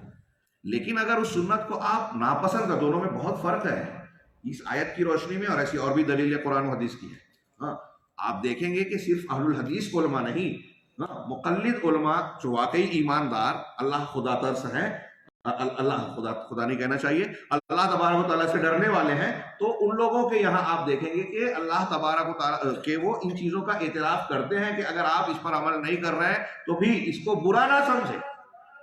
بعض حنفی علماء کی تحریروں میں پڑھا کہ اگر آپ کے ساتھ کوئی آمین کہہ رہا ہے بالجہر تو آپ اس سے نفرت نہ کریں، اس لیے کہ یہ سنت ہے۔ اگر آپ نفرت کریں گے تو یہ بڑا جرم ہے، اس کو اچھی طرح سمجھنے اور سمجھانے کی ضرورت ہے۔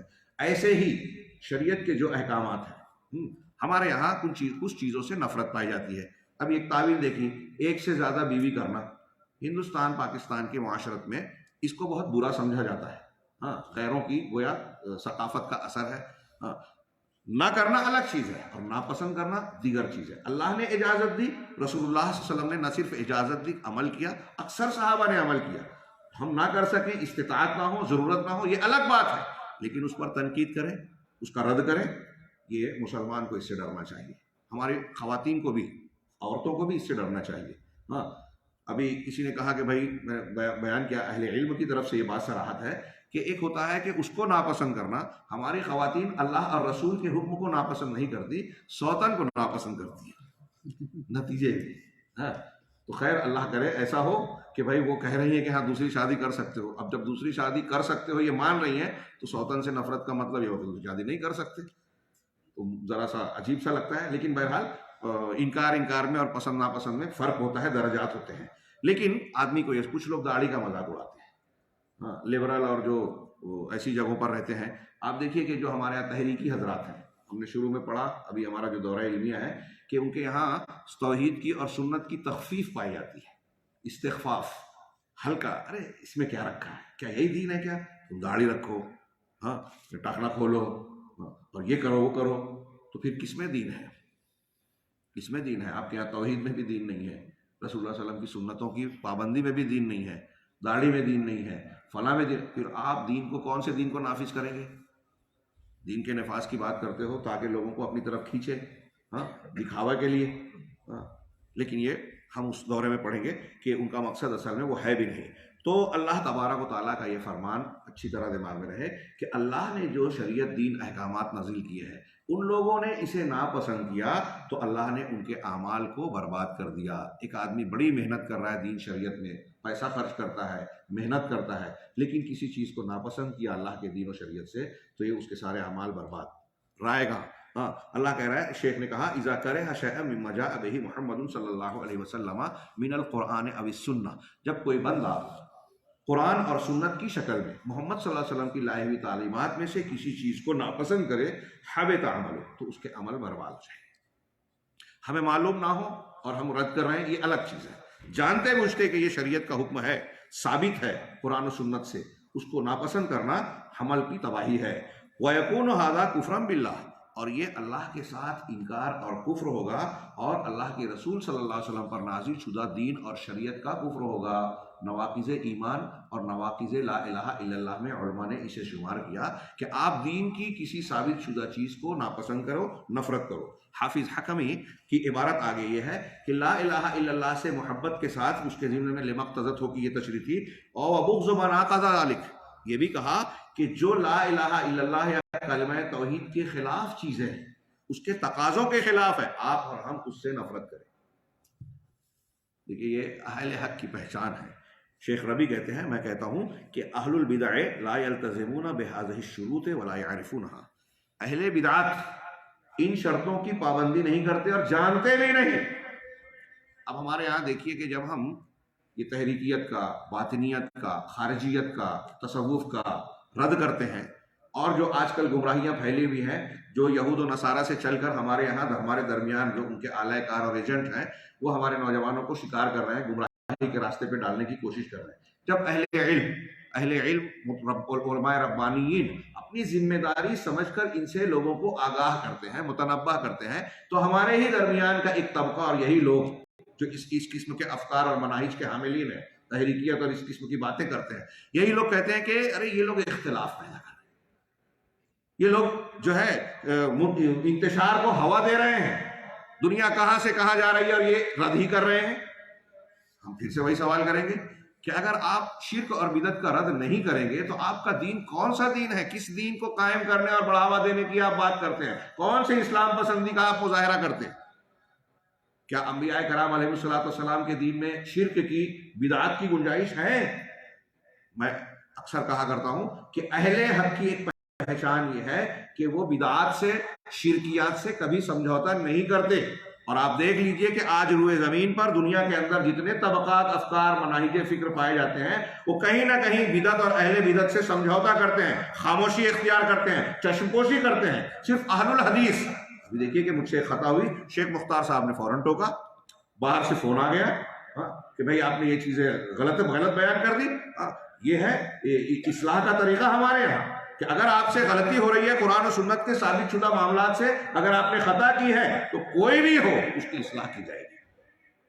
ہم تو بہت چھوٹے لوگ ہیں، بڑے بڑے اماموں کی تقلید ہم اس لیے نہیں کرتے کہ وہ انسان ہے، ان سے خطا ہو سکتی ہے، اور جب خطا ہو جائے تو ان کی خطا کی بنیاد پر ان کی خطا میں پیروی نہیں کی جائے گی۔ اگر وہ بہت بڑی شخصیت ہے، بہت اچھے لوگ ہیں، سب کچھ ہے، ان کا اپنا مقام ہمارے لیے قابل قبول، لیکن ان کی غلطی میں یا قرآن و سنت کی مخالفت میں اس کی اتباع نہیں کی جائے گی۔ اگر اس طریقے سے آپ غور کریں، اور آگے ایک عبارت آ رہی ہے کہ نبی صلی اللہ علیہ وسلم کی اتباع بھی لا الہ الا اللہ کے تقاضے میں شامل ہے، شیخ حکمی کی عبارت میں، تو اس کو دیکھیں تو جو تقلید شخصی کو التزام اور پابندی کے ساتھ ہمارے یہاں اختیار کیا گیا ہے، یہ بھی لا الہ الا اللہ کے تقاضے کے خلاف ہے، یا لا الہ الا اللہ کی شروط میں خلل پیدا کرنے والی بات ہے۔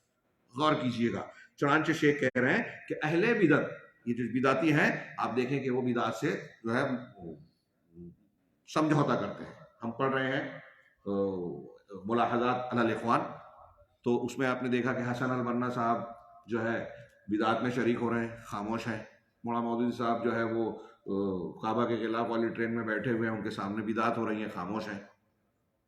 اور ایسی بہت سی چیزیں، یہ مؤسسین ہیں اس جماعت کے، جماعت اسلامی کے، اور پھر اس کے علاوہ جو ہے دوسرے اور چیزیں۔ آگے ہم لا الہ الا اللہ سے محبت کے تقاضے میں ولا اور برا کو پڑھیں گے۔ شیخ احمد نجمی رحمہ اللہ نے اصول ثلاثہ کی شرح میں شیخ محمد عبد الوہاب نے جہاں ولا اور برا کا ذکر کیا ہے، اس ضمن میں دلائل دے کر یہ وضاحتاً کہا کہ ایک شخص کو اللہ نے جب یہ حکم دیا کہ اللہ کی محبوب چیزوں سے محبت کرے، اللہ کی مبغوض چیزوں سے نفرت کرے، تو اب اگر کوئی بھی شخص ایسا ہو جو شرک کر رہا ہے یا شرک کا تعاون کر رہا ہے، کیا ہم اس سے محبت کر سکتے ہیں؟ کیا اس کی جماعت سے وابستہ ہونا جائز ہوگا؟ بہت اہم، سیدھا، سمپل، واضح جواب شیخ احمد نجمی کی رحمہ اللہ کی بات کو میں اپنے الفاظ میں دہرا رہا ہوں۔ لا تجد قوما یعدون، ابھی آیت آگے آ رہی ہے کہ جو اللہ اور آخرت کے دن پر ایمان رکھتے ہیں، آپ ان کو ایسا نہیں پائیں گے کہ ان لوگوں سے محبت اور سانٹھ گانٹھ رکھیں جو اللہ اور اس کے رسول کے مخالف ہیں، چاہے باپ دادا ہوں، چاہے بیٹے ہوں، چاہے خاندان کے لوگ۔ اتنی زبردست اور کھلی تعلیم ہے کہ اگر آپ اللہ سے محبت اور رسول سے محبت رکھتے ہیں، آخرت کے دن کو مانتے ہیں، تو ایسے لوگوں سے محبت کرنا جائز نہیں ہے۔ اب جن سے محبت کرنا جائز نہیں ہے، آپ ان کو اپنا امام بنا رہے ہیں۔ حسن البنا شرک کی تائید کر رہے ہیں، شرک کے الفاظ زبان سے بول رہے ہیں، ھذا الحبیب مع الاحباب قد حضر وسامح الکل ما قد مضى وجرى، یہ شرکیہ شعر کہہ رہے ہیں۔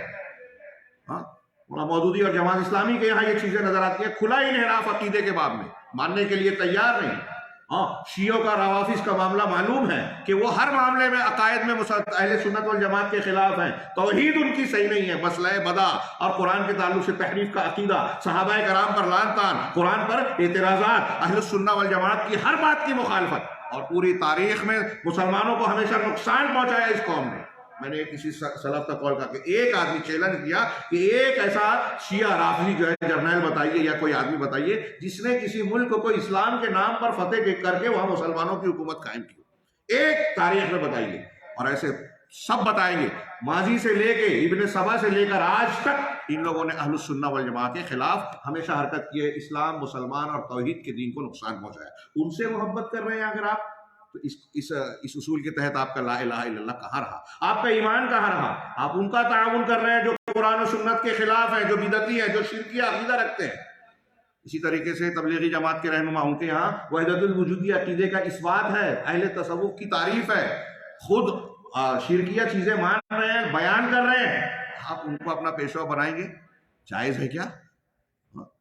میں ان باتوں کو نقل کرتا ہوں، یقیناً سننے والے بہت ناراض ہوں گے، بہت ناراض ہوتے ہوں گے، لیکن میں ان سے پھر کہتا ہوں کہ آپ ناراض اگر ہو رہے ہیں تو اس بنیاد پر ہو رہے ہیں کہ آپ ان شخصیات پر اندھا بھروسہ اور اعتماد کر رہے ہیں، لیکن قرآن و حدیث پر صحیح طریقے سے اعتماد کر کے صحیح عقیدہ اور منہج اختیار کیجئے تو آپ کو یہ نظر آئے گا کہ ان شخصیات سے وابستگی میں آپ کے لیے نجات نہیں ہے، قرآن و سنت اور ان کے اصولوں کو اختیار کرنے میں نجات ہے۔ لا الہ الا اللہ جو جنت کی کنجی ہے، اس کے معنی، مفہوم اور شرائط کو جاننے میں آپ کے لیے فائدہ ہے، اور ہم وہی پڑھا رہے ہیں، وہی بتا رہے ہیں۔ تو اس کے تقاضے کو سامنے رکھیں، تو کوئی آدمی اگر شرک کر رہا ہے یا شرکیہ عقیدے کی تبلیغ کر رہا ہے یا اس کا معاون و مددگار بن رہا ہے، اس کا ساتھ نہیں دینا چاہیے، اس سے محبت نہیں کرنی چاہیے، تو آپ اس کی جماعت سے کیسے جڑ سکتے ہیں؟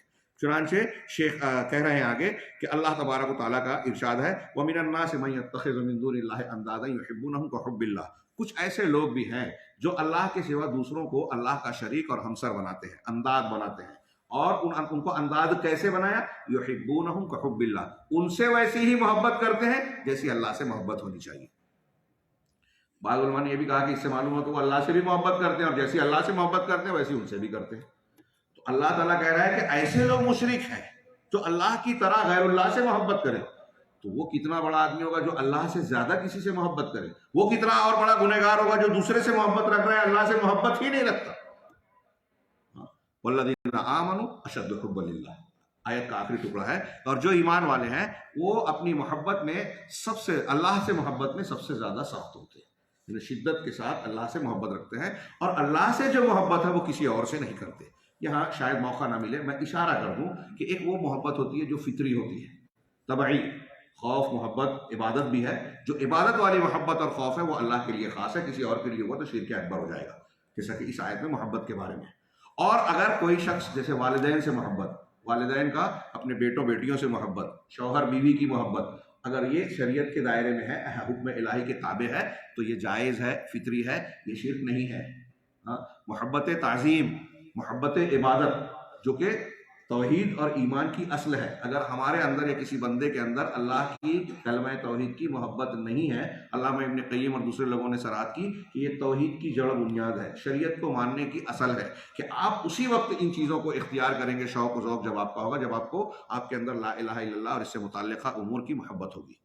آج دیکھیے کتنے مسلمان ہیں، کلمہ پڑھتے ہیں، کیا کیا کرتے ہیں، لیکن جس طریقے سے ہم دیکھتے ہیں، بعض اللہ ہمیں ان لوگوں میں شمار کرے، بعض لوگوں کو یہاں میں نے دعوت سینٹر ان میں دیکھا کہ یہ جو ذوق شوق ہے، دعوت کے کام سے لگاؤ ہے، تعاون کر رہے ہیں، وقت دیتے ہیں، قربانیاں دیتے ہیں، پیسے خرچ کرتے ہیں، یہ جو چیزیں ہیں نا، اس کو آپ معمولی نہ سمجھیں، اللہ قبول کرے، اخلاص دے، یہ لا الہ الا اللہ کے تقاضوں میں شامل ہے کہ آپ کو دین کے کاموں سے، دعوت سے، صحیح منہج کو پھیلانے سے آپ کو محبت ہونی چاہیے، اور جن لوگوں میں یہ تڑپ محبت ہے جو اہل باطل کا رد کرتے رہتے ہیں اس میں سخت ہیں، ہمیں دکھائی لگتا ہے کہ یہ سختی کر رہے ہیں، لیکن حقیقت میں جو جتنا اس معاملے میں سختی برت رہا ہے، یعنی لا الہ الا اللہ کے خلاف ورزی کو ناپسند کر رہا ہے، وہ اتنا زیادہ ایمان میں کامل اور اس شرط کو پورا کرنے والا ہے۔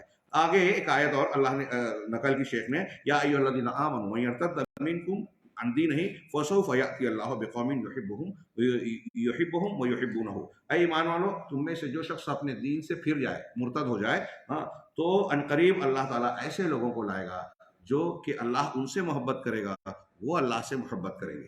تشریح کا فی الحال موقع نہیں ہے، آپ ان آیتوں کی تفسیر اور تشریح دیکھیے، شاندار، ہمارے ایمان کی وہ صحیح جہت دینے والی، ہمارے اندر صحیح نیکی کا جذبہ پیدا کرنے والی، کہ اللہ کو ہمارے دین کی، اپنے دین کے لیے ہماری ضرورت نہیں ہے، ہم کو ضرورت ہے کہ اللہ کا رحم و کرم اور احسان۔ ہاں، تم اگر نہیں کرو گے تو اللہ تم کو ختم کر دے، دوسری قوم کو لے آئے گا، ہاں، اور ایسی قوم کو لائے گا کہ وہ اللہ ان سے محبت کرے گا، ان کو پسند، اور وہ اللہ سے محبت کریں گے، وہ اللہ سے محبت کریں گے۔ یہ ایمان والی بات ہوئی، لا الہ الا اللہ کی شرط پورا کرنے والی بات ہوئی۔ اذلۃ علی المؤمنین، جو مومنین پر پست ہوں گے، ان کے لیے نرم ہوں گے، ہاں، اعزۃ علی الکافرین، کافروں پر سخت ہوں گے۔ یہ ایمان کی علامت اور نشانی ہے کہ ہماری محبت اور نفرت، سختی اور نرمی کی بنیاد دین، ایمان، عقیدہ، کلمہ توحید ہونا چاہیے۔ ہاں، یجاہدون فی سبیل اللہ، یہ سب محبت کے تقاضے اور نفرت کے تقاضے ہیں۔ وہ اللہ کے راستے میں مجاہدہ کرتے ہیں، ولا یخافون لومۃ لائم، اور کسی ملامت گر کی ملامت کا اندیشہ، خوف نہیں رکھتے، پرواہ نہیں کرتے کہ ہاں بولنے والے بولے، الزام لگانے والے الزام لگائیں، ہاں، اپنا کام ایمان کے تقاضے کو پورا کرنا وہ کرتے جاتے ہیں۔ چنانچہ اللہ تبارک و تعالیٰ نے کہا کہ اللہ کے کچھ مومن بندے ایسے ہیں جو اللہ سے محبت میں سخت ہوتے ہیں، اور کیوں سخت ہوتے ہیں؟ اس لیے کہ انہوں نے اللہ کے ساتھ کسی کو اللہ کی محبت میں شریک نہیں بنایا، جیسی محبت اللہ سے کرتے ہیں ویسی محبت اور مقام کسی اور کو نہیں دیا۔ ہاں، جیسا کہ وہ مشرکین جن کو اللہ کے رسول اور انبیاء دعوت دے رہے ہیں، ان مشرکین نے انحراف اختیار کیا اور اپنے معبودان باطلہ سے ویسی محبت کی جیسی اللہ سے ہونی چاہیے۔ اور آج ہم دیکھ رہے ہیں کہ ایسی محبت ہمارے یہاں اولیاء سے، صالحین سے، بزرگان دین سے لوگوں کے یہاں پائی جاتی ہے۔ اللہ کے نام پہ نہیں دیں گے۔ میں نے ایک شخص کو دیکھا، خواجہ اجمیری صاحب کا نام لے کر مانگا تو کہا، ایک صاحب ہمارے ساتھی تھے سفر میں، کہا اس نے ایسا حوالہ دیا کہ اب دینا پڑے گا۔ انا للہ و انا الیہ راجعون۔ آپ دیکھ رہے ہیں اللہ کے نام پہ کہہ رہے ہیں، وہ مانگ رہا تھا، چپ تھے۔ اب جب خواجہ اجمیری کے نام پہ بھیک مانگی تو کہا کہ ایسا نام لیا کہ دینا پڑے گا۔ اللہ کے نام کے علاوہ، یعنی یہ آپ نے وہ مقام اللہ سے بڑھا دیا، یعنی اللہ کے حوالے سے۔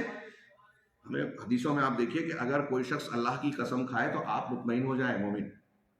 کتاب التوحید میں باب باندھا ہے امام شیخ محمد عبداللہ شیخ الحدیث نے، شیخ الاسلام نے رحمہ اللہ، کہ اگر آپ کے سامنے اللہ کے حوالے سے کوئی اور اللہ کے نام پہ کوئی مانگے تو دو، جس کی عادت ہے یا جو ظاہر ہے وہ اس سے مستثنا ہے۔ ایک مسلمان اگر آپ کے سامنے کوئی بات کہہ رہا ہے اور وہ اللہ کی قسم کھا رہا ہے تو آپ مان لیجیے، قسم اللہ کی عظمت کا تقاضا ہے۔ ہاں، یہاں اس اندازہ لگا کہ مشرکین نے اپنے انداز کو اللہ کا مقام دے رکھا۔ یہ ہمارے یہاں لوگ اولیاء، صالحین، بزرگان اور اپنے پیشواؤں کو دے رہے ہیں، جو آج کل اقلیت پسندی کے دعوے دار ہیں، جب وہ قرآن یا حدیث کی باتوں کو رد کر کے اپنے پیشوا سید قطب، فلاں بزرگ، ڈاکٹر اسرار، ڈاکٹر فلاں اور ان کی بات کو مان رہے ہیں، تو وہ بھی گویا ایک شکل میں ان کو اللہ کے مقابلے کھڑا کر رہے ہیں کہ اللہ کی بات نہ مانتے ہوئے ان کی بات مانیں۔ آگے شیخ نے دلائل دیا ہے کہ اللہ تبارک و تعالیٰ کی بات کو نہ مان کر، شریعت کے احکامات کو نہ مان کر جو بھی گناہ بندہ کرتا ہے، جو بھی غلط کام کرتا ہے، اس کی خلاف ورزی کرتا ہے، اس میں اتباع ہوا ہوتی ہے، خواہش نفس کی پیروی ہوتی ہے۔ خواہش نفس کی، آپ کوئی بھی شرک کریں، کوئی بھی گناہ کریں، یہ صحیح جو ہے دراصل اس میں خواہش نفس کا دخل ہوتا ہے۔ تو گویا آپ نے جس میں گناہ کیا اس میں اللہ کے حکم اور مشیت کے مقابلے میں اپنی خواہش کو ترجیح دی، اور اللہ سے محبت کا تقاضا یہ ہے کہ آپ اپنی خواہشات اور کائنات کے ہر انسان کی بات اور اصول کے مقابلے میں اللہ کو ترجیح دے، اللہ کی بات کو مقدم کرے۔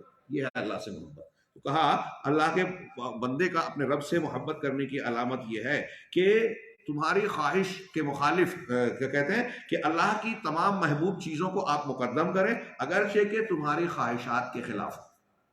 ایک چیز ہمیں اچھی لگ رہی ہے لیکن اللہ کی کے حکم کے خلاف ہے، ہم نہیں کریں گے۔ ہاں، یہ آج کے زمانے میں دیکھیے، غور کیجیے، ایسی کتنی ہے، ہم کو کوئی چیز کا، کسی کام کرنے کا دل ہو رہا ہے، موقع مل رہا ہے، طاقت ہے، لیکن ہم نہیں کریں۔ میرے ہاتھ میں موبائل ہے، موبائل میں ایسی چیزیں میں دیکھ سکتا ہوں ہاں جو گندی ہے، شریعت کے تقاضوں کے خلاف ہے، گناہ ہے، لیکن بندے کے دل میں اللہ کی محبت ہے، تو اللہ کی محبت کو مقدم کر دے کہ جو چیز اب اللہ محبوب ہے تو یہ چیز اللہ کو پسند نہیں ہے، میں یہ کیسے کر سکتا ہوں؟ ہاں میں کیسے کر سکتا ہوں؟ صحابہ کرام کے واقعات پڑھیے، یہ محبت کیسی تھی ان کے اندر کہ جو اللہ اور رسول کو ناپسند ہے، ہاں انگوٹھی سونے کی پھینک دی رسول، جس کو رسول نے پھینکا ہے میں کیسے اٹھا سکتا ہوں؟ یہ ہے محبت۔ تو ان کی محبت کو اپنی خواہشات کے برخلاف مقدم کرنا، اور جس کو رب ناپسند کرتا ہے اپنے میلان اور خواہش کے باوجود اس سے ناپسند، اس کو ناپسند کرنا۔ میرا سگا بھائی ہے، میرے والد ہیں، میرے فلاں ہیں، ہاں محبت ہے طبعی طور پر، لیکن اللہ اور رسول کے دشمن ہیں تو ہمارے لیے وہ محبوب نہیں ہے، ہم اظہار کریں گے نفرت کا ان سے۔ ہاں بدر کی جنگ میں دیکھیے کتنا واضح طور سے معاملہ آیا، جو وہ آیت ہے اگرچہ باپ دادا والی آیت جو ابھی میں نے سورہ ممتحنہ کی پڑھی اور آگے آ رہی ہے، کہ ابو عبیدہ بن جراح رضی اللہ تعالیٰ عنہ نے اپنے سگے باپ کو قتل کر دیا، سامنے آئے ہیں، اور بھی کئی صحابہ کرام کے، حضرت عمر نے اپنے سگے ماموں کو مارا۔ ہاں یہ ہے اللہ کی محبت کو مقدم کرنا، اور اللہ کی نفرت، ناپسندیدہ چیز کو ناپسند کرنا، چاہے اس کو ہمارا دل چاہتا ہو۔ یہ ہے اللہ کی محبت کی علامت۔ اسی طریقے سے جس سے جو اللہ کا دوست ہے اس کو دوست رکھنا، اللہ اور رسول کا جو دوست ہے اس کو دوست رکھنا، اللہ اور رسول کا جو دشمن ہے اس کو دشمن ماننا۔ ہاں آج ہم دیکھ رہے ہیں حسن بنا صاحب جو ہے امریکہ اور یہ اسرائیل، یہود نصارہ اور یہود کی جب کمیٹی آئی، لجنہ آئی، تو ایسے ایک جلسے میں اکٹھا ہوئے تو وہ کہہ رہے ہیں کہ خصومتنا کہ بیننا و بین الیہود کیا ہے، لیست خصومتنا خصومت دینیہ، انا للہ و انا الیہ راجعون، کہ یہودیوں سے ہماری جو جنگ ہے وہ دینی لڑائی نہیں ہے، دینی جھگڑا نہیں ہے۔ اللہ رب العالمین کے ناپسندیدہ ہے قرآن مجید میں کتنی جگہ ہے، غیر المغضوب علیہم ولا الضالین، مغضوب علیہم ہے، ہاں قرآن حدیث کے دشمن ہیں، آپ ان سے دوستی کاٹ رہے ہو اور یہ کہہ رہے ہو کہ دینی دشمن نہیں، قرآن کہہ رہے ہو وہ دینی دشمن ہے۔ یہ ایک میں نے صرف اشارہ کیا، ایسی کتنی چیزیں پائی جاتی ہیں۔ یہ سب کے سب اللہ تبارک و تعالیٰ کی محبت کا حصہ ہے کہ آپ اللہ سے محبت کریں، اللہ تعالیٰ نے اپنے رسول پر جو وحی کی اس کو پسند کریں، اور جو لوگ اللہ کے رسول کی رسالت کو ماننے والے ہیں اور لا الہ الا اللہ کی شروط کی پابندی کرنے والے ہیں، اہل الحدیث، قرآن و سنت کے ماننے والے، آپ ان سے بھی محبت کریں، یہ بھی ایمان کا حصہ ہے۔ اب اس محبت میں جو اہل علم ہیں، جو دعات ہیں، دین کی خدمت کر رہے ہیں، تو لازمی طور سے ان سے دوسروں کے مقابلے میں زیادہ محبت ہونا لا الہ الا اللہ کا تقاضا ہے۔ ہاں یہ آج ہمارے ہاں بہت سارے اہل الحدیث نہیں سمجھ رہے، عمرہ، حکام، علماء کو تان و تشنیع کا نشانہ بناتے ہیں۔ عیب سے کوئی خالی نہیں ہے، خامیاں سب میں ہیں۔ آج کے علماء کے بارے میں ہماری یہ تعلیم ہے، علامہ ابن عساکر، بہت سارے سلف اور آج کے علماء یہ کہتے ہیں کہ علماء کے گوشت زہریلے ہیں، ہاں کیونکہ ان کی مخالفت کرنا، ان کو مطعون کرنا، دین کو نقصان پہنچانا ہے۔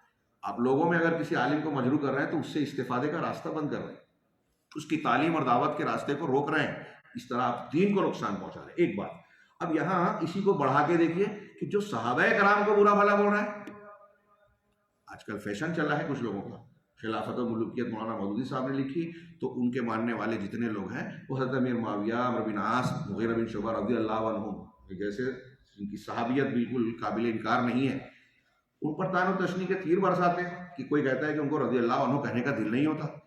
آج ہمارے ہاں کچھ جہل مرکب والے جو رافضیوں کا اعلی کار مرزا علی انجینئر اور کچھ اس طرح کے اور بھی اسی کماش کے لوگ ہیں، وہ آتے ہیں کچھ تاریخی واقعات، کچھ اپنے ذہن و دماغ سے صحابہ کرام پر تنقید کرتے ہیں اور قرآن و حدیث کی تعلیمات کی صحیح مخالفت کرتے ہیں۔ صحابہ کرام انسان تھے، خطائیں ہوئی، لیکن اس کے بارے میں اہل سنت کا عقیدہ پڑھیے، قرآن حدیث نے جب ان کی تعریف کی، اللہ جانتا تھا کہ آگے کیا غلطیاں ہوں گی، پھر بھی کہا کہ اللہ ان سے راضی ہوا۔ آپ کو ماننے کے لیے، آپ ماننے کے لیے تیار نہیں ہیں۔ پھر ان کی نیکیاں سمندر ہیں، ان کی غلطیاں قطرات ہیں، نیکیاں برائیوں کو ختم کر دیتی ہے، پھر بھی آپ ماننے کے لیے تیار نہیں ہیں۔ ہاں پھر ان کے زندگی میں ان سے کوئی خطا ہوئی تو ہم دیکھتے ہیں کہ بھائی وہ اللہ کے رسول صلی اللہ علیہ وسلم حد والی غلطیوں میں آ کے کہہ رہے ہیں کہ ہم پر حد جاری کیجیے، ہم نے گناہ کیا، تو انہوں نے توبہ کی، توبہ استغفار کیا، آپ راضی نہیں ہیں۔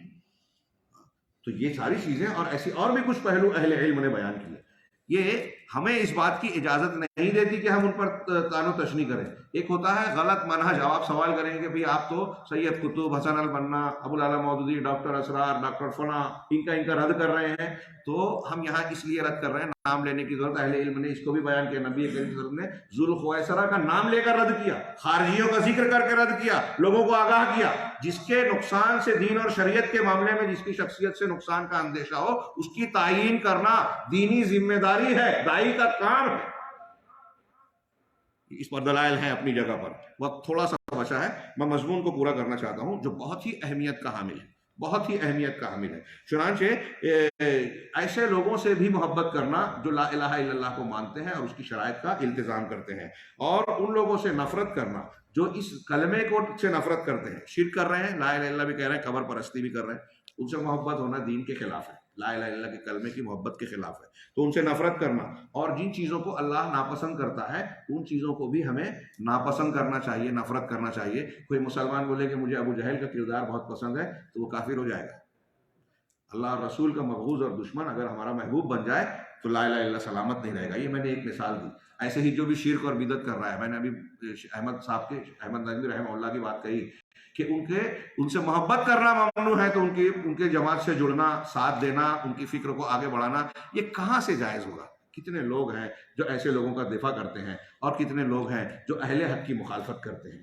یہ ان کا طریقہ کلمے کے تقاضے کے خلاف ہے. چنانچہ کہہ رہے ہیں وتقدم، اور یہ شخص اللہ کی محبت کا تقاضا یہ ہے کہ اللہ رب العالمین کی محبوب چیزوں کو اپنی پسندیدہ اور محبوب چیزوں پر مقدم کرے. دنیا کی کوئی بھی چیز ہو، یہ سب کے سب شرطیں اللہ تعالیٰ سے ولا اور مومنوں اس کے بندوں سے ولا میں شامل ہے. جب یہ شرطیں موجود ہوگی تو محبت کا یہ تقاضا پورا ہوگا. حافظ حکمی کہتے ہیں اسی طریقے سے اللہ کے رسول صلی اللہ علیہ وسلم کی اتباع کرنا اور آپ کے نقش قدم پر چلنا اور آپ کی ہدایت کو قبول کرنا، یہ بھی لا الہ الا اللہ کے سے اور اس کے کلمے کی محبت کے تقاضے میں شامل ہے.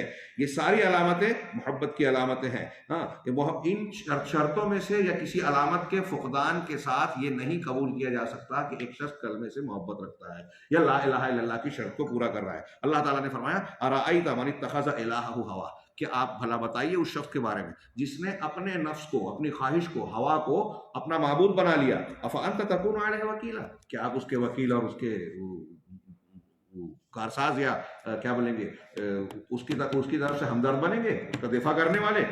وقال تعالی افرأیت من اتخذ هواه اضلہ اللہ علی علم وختم علی سمعہ وقلبہ وجعل علی بصرہ غشاوہ، کہ بھلا اس شخص کے بارے میں بتائیے جس نے اپنے نفس کو، اپنی خواہش کو اپنا معبود بنا لیا، اور اللہ نے اس کو علم کے باوجود اپنے علموں کے ساتھ گمراہی پر ڈال دیا، اور اس کے سمع، بصر پر، دل پر، اس کے کان پر اور دل پر مہر لگا دی، اور اس کی آنکھوں پر جو ہے پردہ ڈال دیا. فمن یہدیہ من بعد اللہ، تو اب اللہ نے جب اسے گمراہی کی راہ پر لگا دیا، ڈال دیا، توفیق نہیں دی حق کو قبول کرنے کی، تو کون ہے جو اللہ کے بعد اسے ہدایت دے؟ یہ سب کے سب محبت کی شرطوں میں شامل ہے، جو چاہے وہ ہماری خواہشات کے خلاف ہو کہ ہم اللہ تبارک و تعالیٰ کی محبوب چیزوں کو اپنے آپ پر، اپنی محبوب چیزوں پر اور دنیا کی ہر محبتوں پر ترجیح دیں. حافظ حکمی کہتے ہیں فَكُلُّ مَنْ عَبَدَ مَعَ اللَّهِ غَيْرَهُ، اور ہر وہ شخص جو اللہ کے علاوہ کسی اور کی عبادت کرتا ہے تو اس نے حقیقت میں اپنی خواہش کی پیروی کی، وہ اپنی خواہش کا غلام اور بندہ ہے، عبادت کرنے والا ہے. بلکہ دنیا میں اللہ تعالیٰ کی جن چیزوں سے بھی، جن گناہوں سے بھی نافرمانی کی جاتی ہے تو اس کا سبب اور بنیاد یہی ہوتی ہے کہ بندے نے اس معاملے میں اپنی خواہش نفس کو اللہ کے حکم پر ترجیح دے دی. ایک آدمی نے چوری کی، ایک نے زنا کیا، ایک نے کوئی گندی بات گالی کہی، غیبت چغلی کی، تو ایسا کرنے والا شخص اپنی خواہش کو اللہ کے حکم پر ترجیح دے رہا ہے. گویا ایک طریقے سے یہ محبت کلمہ کے خلاف ہوا. اس کا یہ مطلب نہیں کہ جو ہمارے یہ کام بھی ہو رہے ہیں تو اس میں آپ یہ پڑھتے ہیں کہ درجات ہیں گناہوں کے، شرک اکبر کے ساتھ شرک اصغر بھی ہے، اور جتنے گناہ ہیں وہ درجات کے فرق سے ہر گناہ جو ہے شرک کی شاخ ہے.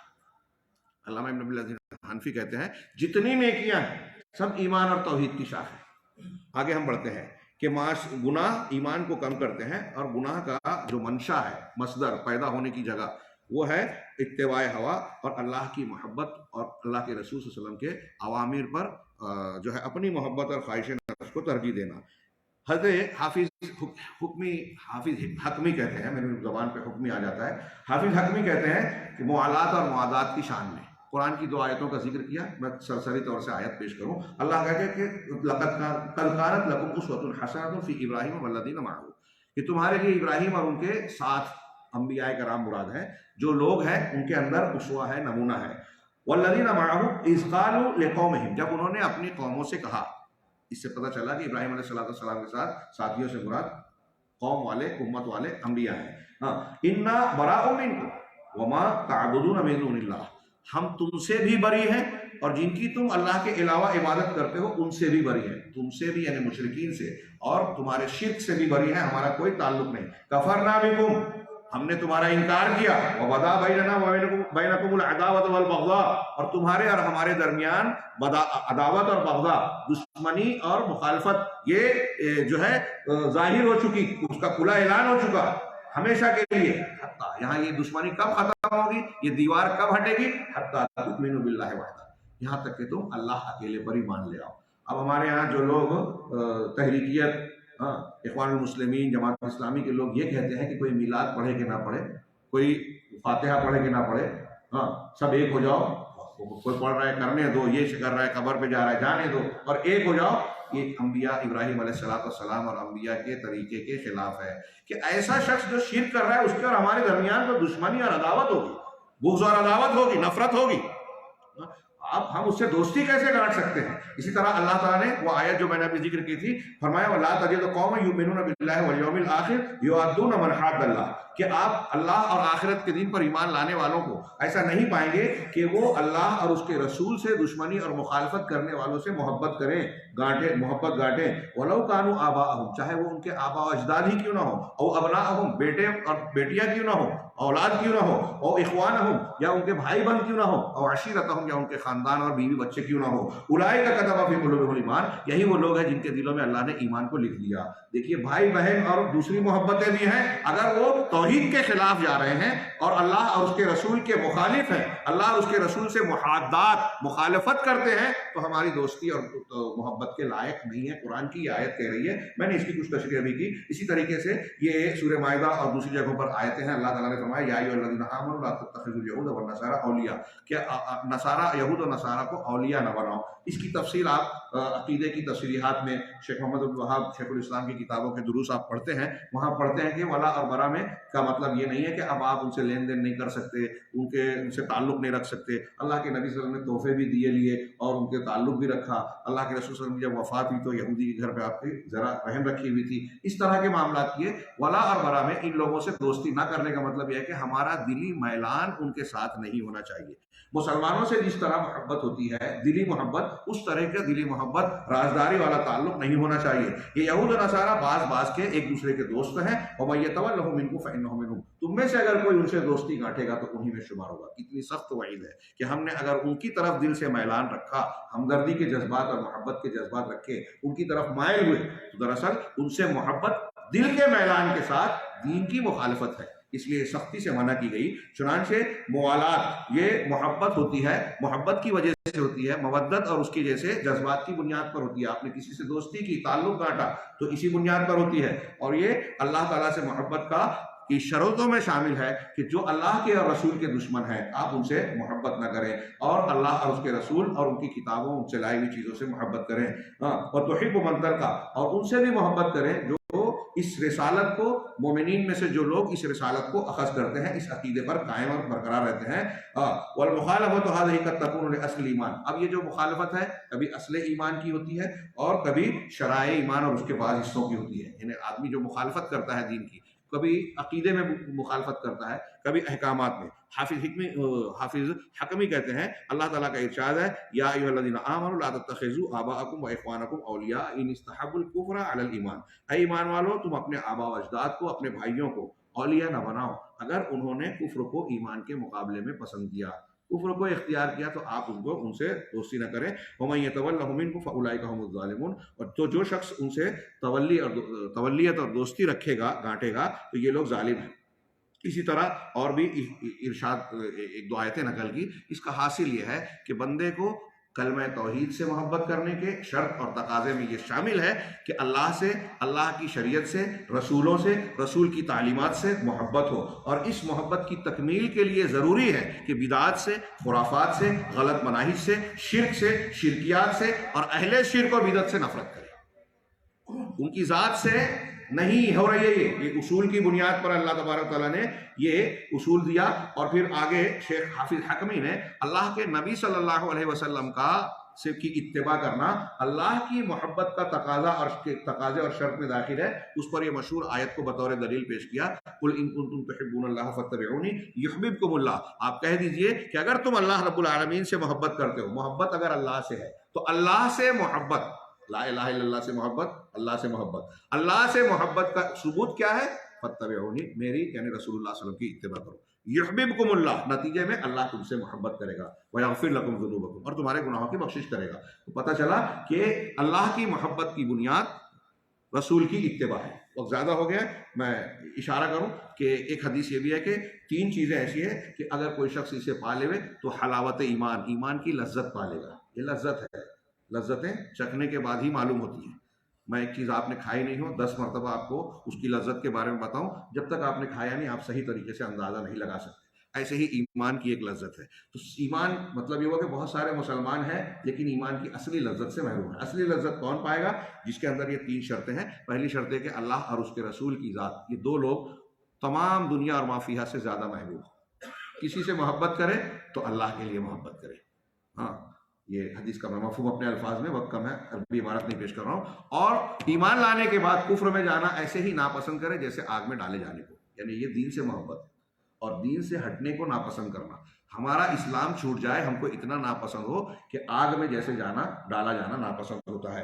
اللہ تبارک و تعالیٰ نے فرمایا کہ وَلَكِنَّ اللَّهَ حَبَّبَ إِلَيْكُمُ الْإِيمَانَ وَزَيَّنَهُ فِي قُلُوبِكُمْ وَكَرَّهَ إِلَيْكُمُ الْكُفْرَ وَالْفُسُوقَ وَالْعِصْيَانَ۔ اللہ نے تمہارے نزدیک ایمان کو محبوب بنا دیا اور جو ہے اس کو تمہارے دلوں میں مزین کر دیا۔ ایک ایمان والا ہے تو اللہ کا یہ انعام ہوتا ہے کہ ایمان سے ہم کو محبت ہے، اور ساتھ میں کفر، فسوق یعنی نافرمانی کو، شریعت کی پابندی سے نکلنے اور نافرمانی کو اللہ تبارک و تعالیٰ نے تمہارے لیے جو ہے مکروہ بنا دیا، ناپسندیدہ بنا دیا۔ یہ اہل سنہ والجماعہ کا طریقہ ہے کہ تمام احادیث اور دلائل کو جوڑتے ہیں۔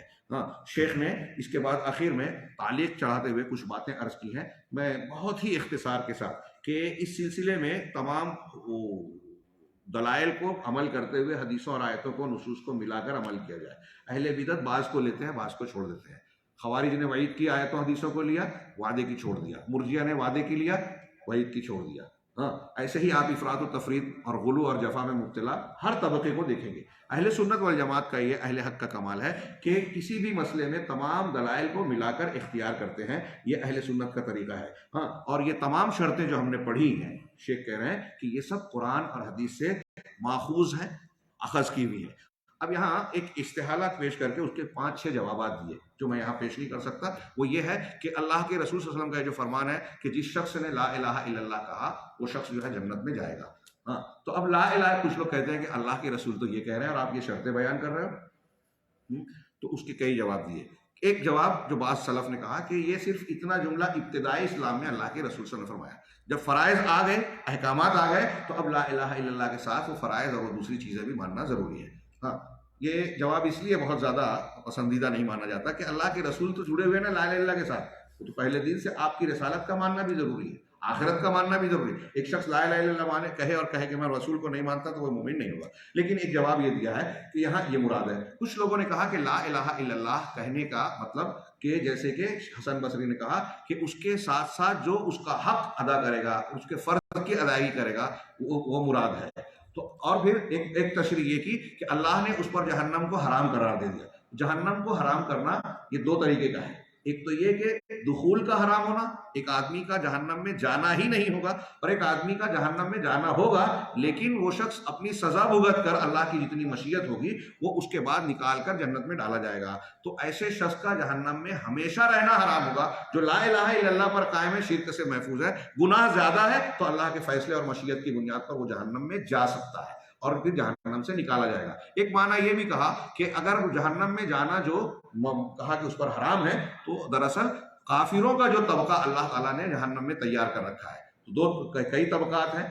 اسات وہ مومنین جو اہل توحید ہیں لیکن گنہگار ہیں اور اللہ کے فیصلے سے فیصلہ ہوگا کہ وہ جہنم میں جائیں گے، وہ طبقہ الگ ہے. باقی طبقات کفار، مشرکین، منافقین کے ہیں.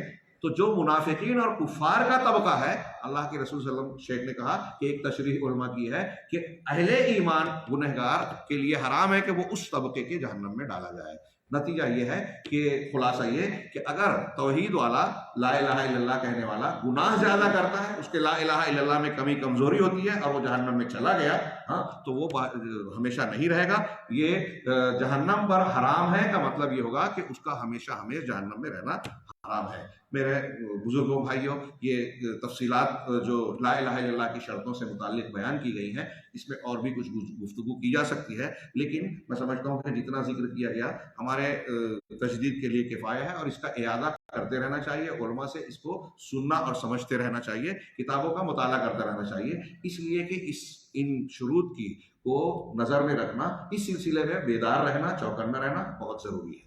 ان شروط اور لا الہ الا اللہ کا شکار کرنے والے، اس میں خلل ڈالنے والے تقاضے اور معاملات ہماری پوری دنیا میں پھیلے ہوئے ہیں. یلغار ہے باطل افکار کی، غلط مناہج کی، عقیدے اور دین کو خراب کر دینے والے فتنوں کی. شبہات کے فطرے ہمارے گھروں میں گھس چکے ہیں، لہذا ان چیزوں کی تعلیم اور ان سے سیکھنا بہت ضروری ہے. اللہ رب العالمین سے دعا ہے کہ وہ ہمیں ان شرطوں کو سمجھنے اور ان سے متعلق ایک شیخ نے آخر میں پھر سے تنبیہ کی کہ ایک شرط جو ہم نے پہلے بیان کی، یہ حتمی ہے کہ ان ساری چیزوں کے ساتھ آدمی کا ایمان پر مرنا بہت ضروری ہے.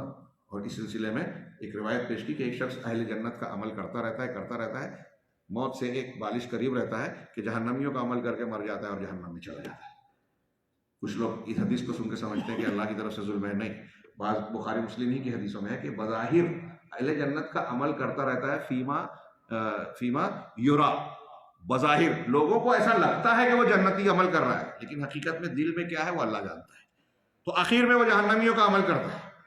اس لیے یہ شرط ہے کہ ان شرائط کے ساتھ کرنے پر آدمی کی موت ہو تب وہ نجات پائے گا، جہنم سے بچے گا اور اللہ کے یہاں مقبول ہوگا. اللہ تعالیٰ ہمیں لا الہ الا اللہ کا حامل، اس کی شرطوں اور تقاضوں کو اپنی طاقت کے مطابق پورا کرنے والوں میں شامل کرے اور اس کی بنیاد پر دنیا اور آخرت کے ہر قسم کے عذاب سے محفوظ رکھے. میں اللہ کا شکر گزار ہوں، اور اس کے بعد جاریات اس کے شیخ محترم اور آپ تمام کا کہ وقت زیادہ ہونے کے باوجود بھی آپ نے بڑے سکون سے سماعت فرمایا. اللہ تعالیٰ اس مجلس کو ہمارے لیے دنیا اور آخرت کے لیے مفید بنائے. وآخر دعوانا ان الحمدللہ رب العالمین وصلی اللہ علیہ وسلم. اللہ تعالیٰ شیخ محترم جزاک خیر عطا فرمائے. میرے بھائیو، آپ نے سنا کہ اسلام افکار اور نظریات کا نام نہیں ہے. افکار نظریات بندوں کے ہوتے ہیں، انسان کے ہوتے ہیں. آپ اسے رد بھی کر سکتے ہیں، قبول بھی کر سکتے ہیں. اسلام عقائد، عبادات اور اعمال کا نام ہے. تبھی جا کر کے انسان کو کرنے کا فائدہ ہوگا، ورنہ کوئی فائدہ نہیں ہوگا. میں اللہ کا شکر ادا کرنے کے بعد شیخ کا بہت شکر گزار ہوں کہ شیخ نے وقت دیا اور بڑی قیمتی باتیں آپ کے سامنے پیش کی. چند اعلانات سماعت فرما لیں. شیخ کا کل درس سیکو دعویٰ سینٹر میں ہوگا، سیکو معلوم آپ لوگوں کو.